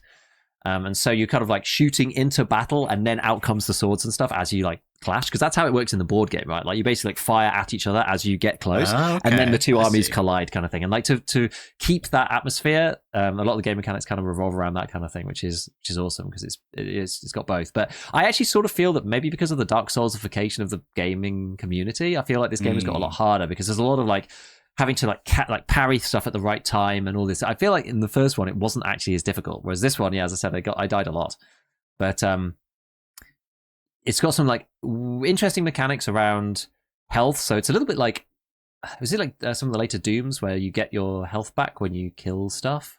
It's sort of one of those mechanics. So if you just like attacking normally, you just like slowly get chipped away and die. You've got like 3 bars of armor, and they replenish after the battle. But you can get an armor bar back by basically doing like a special finisher. So there's like certain ways you can like knock enemies back, and then you get like there's like a little marker, and it means that you can do this like special shot at them, and you get like an armor piece back when you do that. Or if you kill one of the big bosses with like an execution finisher, then you get like 2 armor pieces back, and stuff. So the game sort of revolves around that, and I think it sounds a bit gimmicky, but the way that it ends up, and somebody came into the stream and was just like, "Oh, no first person mode, like that's such a shame. Like I probably won't be playing it because of that." And I was like, I'm such a first person like advocate, and like you can't play this game in first person. Like you just wouldn't want to. It's a cinematic experience more than anything else. Like half of the finishing moves are about like watching them grab the Tyranid by the tail, swing it round, like smash it open on the floor, you know. And again, that's why it's like this. So you see, there's like little circles that appear, and that means you're about to be able to do like a special move to get your armor back,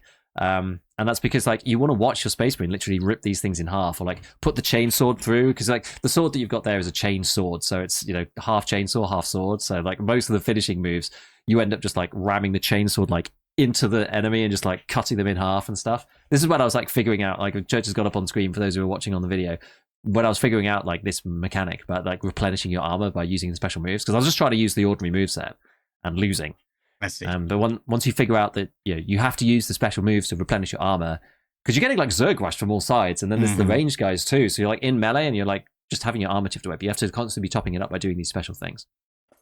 So it's quite it's difficult, right, until you figure that out. And I don't think that's necessarily that intuitive. So you have to like catch the things in midair and like blow them up, and that's how you get your stuff back. So you have to be watching for these sort of like semi-quick time events in the middle of combat, like doing the parrying properly, but. Ultimately, I think from what I've heard from other people, it's actually, you know, the rest of the campaign's super good. You can play with up to 3 people, and I think it's about 10 to 15 hours, something like that. But yeah, it's about like basically creating a cinematic experience for yourself with the way that the combat plays, and it's very, very satisfying to play. And you've got like, there's like tons of different weapons that you pick up in like around the map. There's like the bolt gun itself in the lore is not supposed to just be an assault rifle. It's supposed to pretty much be like a miniature rocket launcher. So when the bolts hit stuff, they blow up, right? Because they're like, each one is a miniature missile, and that's kind of how the game. That's how the lore is designed. Like, you know, a bolt gun in real life is like huge. It's probably as big as me. And you're like, when you meet, because you actually meet the Imperial Guard in this one. Like in the first one, because the technology was a bit limited, you just go through the game and you're fighting against enemies, and that's all well and good. In this one, there's quite a few scenes where they've got like obviously quite a decent amount of optimizations in order to have like what looks like thousands of units on screen. There's like one bit you like come out of this like bunker, and the Imperial Guard are like fighting the Tyranids in like an actual battle, like you get in 40k on the tabletop, or in like Dawn of War or something, and you're like a Space Marine in this battle, and the Tyranids are like pouring down this mountainside, and there's just like all the las guns going off, and it's just insane. There's like tanks firing, like you follow one tank into battle, and you're like fighting alongside the guard. Like it's like everybody's kind of like, you know, I don't know, just perfect sort of imagination. It just brings to life something that people who've played 40k for a long time just want to see. You just want to see it actually done like properly. It's just so cool like that. That probably happens a bit later on. But yeah, so actually fighting those battles is like super, super awesome. And then yeah, when you stood near the guard, you're like, you know, good third taller, and like your chainsword is like as tall as a man. So it's like only a Space Marine can like wield this weaponry. But anyway, it's cool. So yeah, I'm gonna probably play the rest of it. I might play a bit more with a friend. I've got a friend who's a game dev, and he's got access as well. Oh, So cool. we might do a bit of campaign. Might do that some offline. I've like probably done enough on stream, but yeah, just it's just great, and it looks beautiful. It's animated so nicely. Like the dialogue is good. The plot line is pretty cool. Like I think from the end of the last game, you're an ultramarine and you end up fighting against the orcs, but Chaos is there as well, which is like the turned Space Marines or the turned forces. Yeah, there's lots of different people, but turned Space Marines as well. And you end up like joining forces. There was a friend of mine who I was talking to on Discord last night who reminded me. And he was just like, "Oh yeah, you don't turn to Chaos, or whatever. You end up just like working with Chaos to defeat the orcs because otherwise you're all screwed." And then at the end of the mission, you're like arrested by like the Imperial, like basically Chaos Inquisition, who were just like, you've been working with the forces of Chaos, and they like arrest you at the end of the first game. And I'd forgotten about that. And it's just basically like your salvation from being arrested. You're kind of like re-promoted when you shouldn't really have been, back to the Ultramarines. So everyone in the Ultramarines thinks you're a bit of a dickhead. It's like it's quite funny. So there's like this sort of internal politics of like the Space Marines. It's kind of cool. It's kind of cool. So what is Chaos, like mind control, or what is Chaos is complicated. What's it mean to be turned? Chaos is weird. Chaos is kind of like it's very strange. It's like part symbolic, part like physical. So it's sort of the manifestation of like the bad side of humanity, but in like real form. It's like it all gets very, very weird. There's this thing called the warp, which Chaos kind of lives in, and it manifests itself physically through people, or kind of when people betray other people as well. But there's also demons that are actual agents of Chaos, but they can't really live in the real world. They only live in this warp thing, so they like have to possess people's bodies. Like they turn up through other people, and can only live there temporarily or whatever. But so Chaos like has these like strange effects on the environment. There's like the lore of Chaos is like books in length, so it's very, very complicated. But yeah, Chaos just manifests everywhere, and it's kind of like goes just part and parcel with humanity and like the dark side of humanity. But I mean, I used to play Chaos when I played 40k tabletop, and they were good fun. I'm playing a turned Space Marine. I was like half turned Space Marine army, half demons, which is quite cool. So you have like one guy at the front who like leaps forward, and then a huge monster like bursts out. Like the guy dies, and the huge monster bursts out of like the self-sacrifice, and then like behind enemy lines with like this massive demon. So it's quite fun playing Chaos. But yeah, it's complex. The lore behind Chaos is complex, but that's pretty much it. It like embodies just like human greed, suffering. There's like 4 Chaos gods: the god of war, the god of pleasure, the god of like pestilence and decay, and the god of change. And each one kind of represents different things, and different people follow them in different ways. It's tricky, but anyway, I haven't seen any Chaos stuff in this one yet. It's all Tyranids. It's all the Zerg in this one so far. Chaos will probably turn up. Chaos always turns up. But it's good. If you want an aesthetic experience, stick it on easy mode and just play and just enjoy it, because it's just it's just fun to play. It reminds me, it's a bit like, I'd never played Gears of War, so it's a bit like, I don't know, Gears of War combined with like Dynasty Warriors, I guess. Like I played a lot of Dynasty Warriors when I was a kid. It's just like horde chopper game, horde fighter type games. Right. Yeah, like the scene you've got on screen now is like when you turn up and join the Imperial Guard. But like the way that they've like visualized the way they've visualized the battlefields are like top notch. It's top notch. As I say, it's like it's half like you could watch it as a film and it would probably be just as good as playing it. Like watching somebody play through and not die would be just as good as playing it through by yourself in some ways. Like it's a very cinematic experience. As I said, it's a spiritual and aesthetic experience for me, not necessarily gameplay. It's like it's got a special place in my heart for sure. 40k. Yeah, I get that though. Especially like even just doing the gameplay stuff can be very satisfying. Executing the different mechanics within the combat, and then of course all the lore and nostalgia and everything else wrapped up, bundled in it. Exactly. Look at those shell casings. Oh my god, it's just the whole thing's just insane. It's so good. Yeah, I like how you're just walking around. You're like the guy, and everyone else is just like the soldiers. Yeah, because like, cannon fodder. What was someone saying in chat before? 2B2UB said before, like people commonly live their lives without ever seeing a Space Marine. Like Space Marines are like kind of legendary. There's like lots of people who kind of don't really even believe they exist because there's not that many of them. If there were more of them, then the war would probably be more easily won. You know, but there's not that many, and they keep getting killed because they're constantly in combat. Yeah, let's watch one of these finishes. Like take the Tyranid's own arm and like stab it through its own chest. Like it's quite gory, but in a very satisfying kind of way. That's cool. I'm glad I'm glad you took that. That you were just like, I just want to do this for fun. You don't care. This is for me. So good for you for treating yourself there. Yeah, and I was like, there's some people who will be interested. It was quite funny. There's like three types of people. There were people who weren't interested. There were people who were interested who wanted to play it themselves, so they like either dropped out or like went on lurk, so they didn't see anything. And then there were people who were interested but weren't necessarily going to buy it straight away, who like actually wanted to see it. It's like I've got a friend who's going to go. He's like he's in the military, so he's going to be going off soon to deployments. Who's just like, well, I'm not going to get to play this for like a year or whatever. So I'll just like have check you out. And I was streaming it to him on Discord last night to have a little blast about it. He's like, oh, this looks really sick. Like, he was like, I can't wait till it's like bug free when I pick it up, when it's half price in a year's time. Kind of thing. So, no, that's good. That's good. It's good fun. Love a bit of 40k.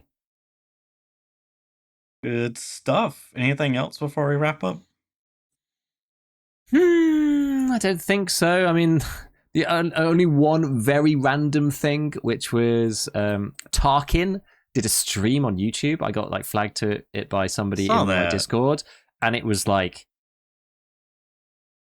hallucinogenic, like trip Tarkov. I didn't even know what was going on. It was like a Tarkov inventory of sorts with chat commands to like add items and delete items and rotate items. So chat was just like spamming commands and stuff was just appearing and disappearing in this sorting table.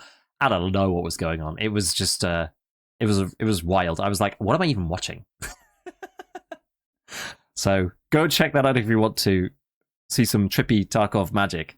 The Black Magic Voodoo Wizard is live streaming with chat commands and stuff. It's just like bonkers. So I can't even really explain it to you what was happening. It's just items doing stuff because people are typing things. Just weird. So that was that was bizarre. But yeah, otherwise not really much else. Just going to carry on doing the Tarkov thing. Make some more vids. Figure out what's going on with all these things. Maybe find some more bipod spots or whatever. And get on to the next better progression and see the path through and light the path with a torch like a medieval hero or something. That's about it. Good stuff. Well, on that note, we shall conclude this cast. Thank you everyone for tuning in as always, and we will see you all next week. Bye bye.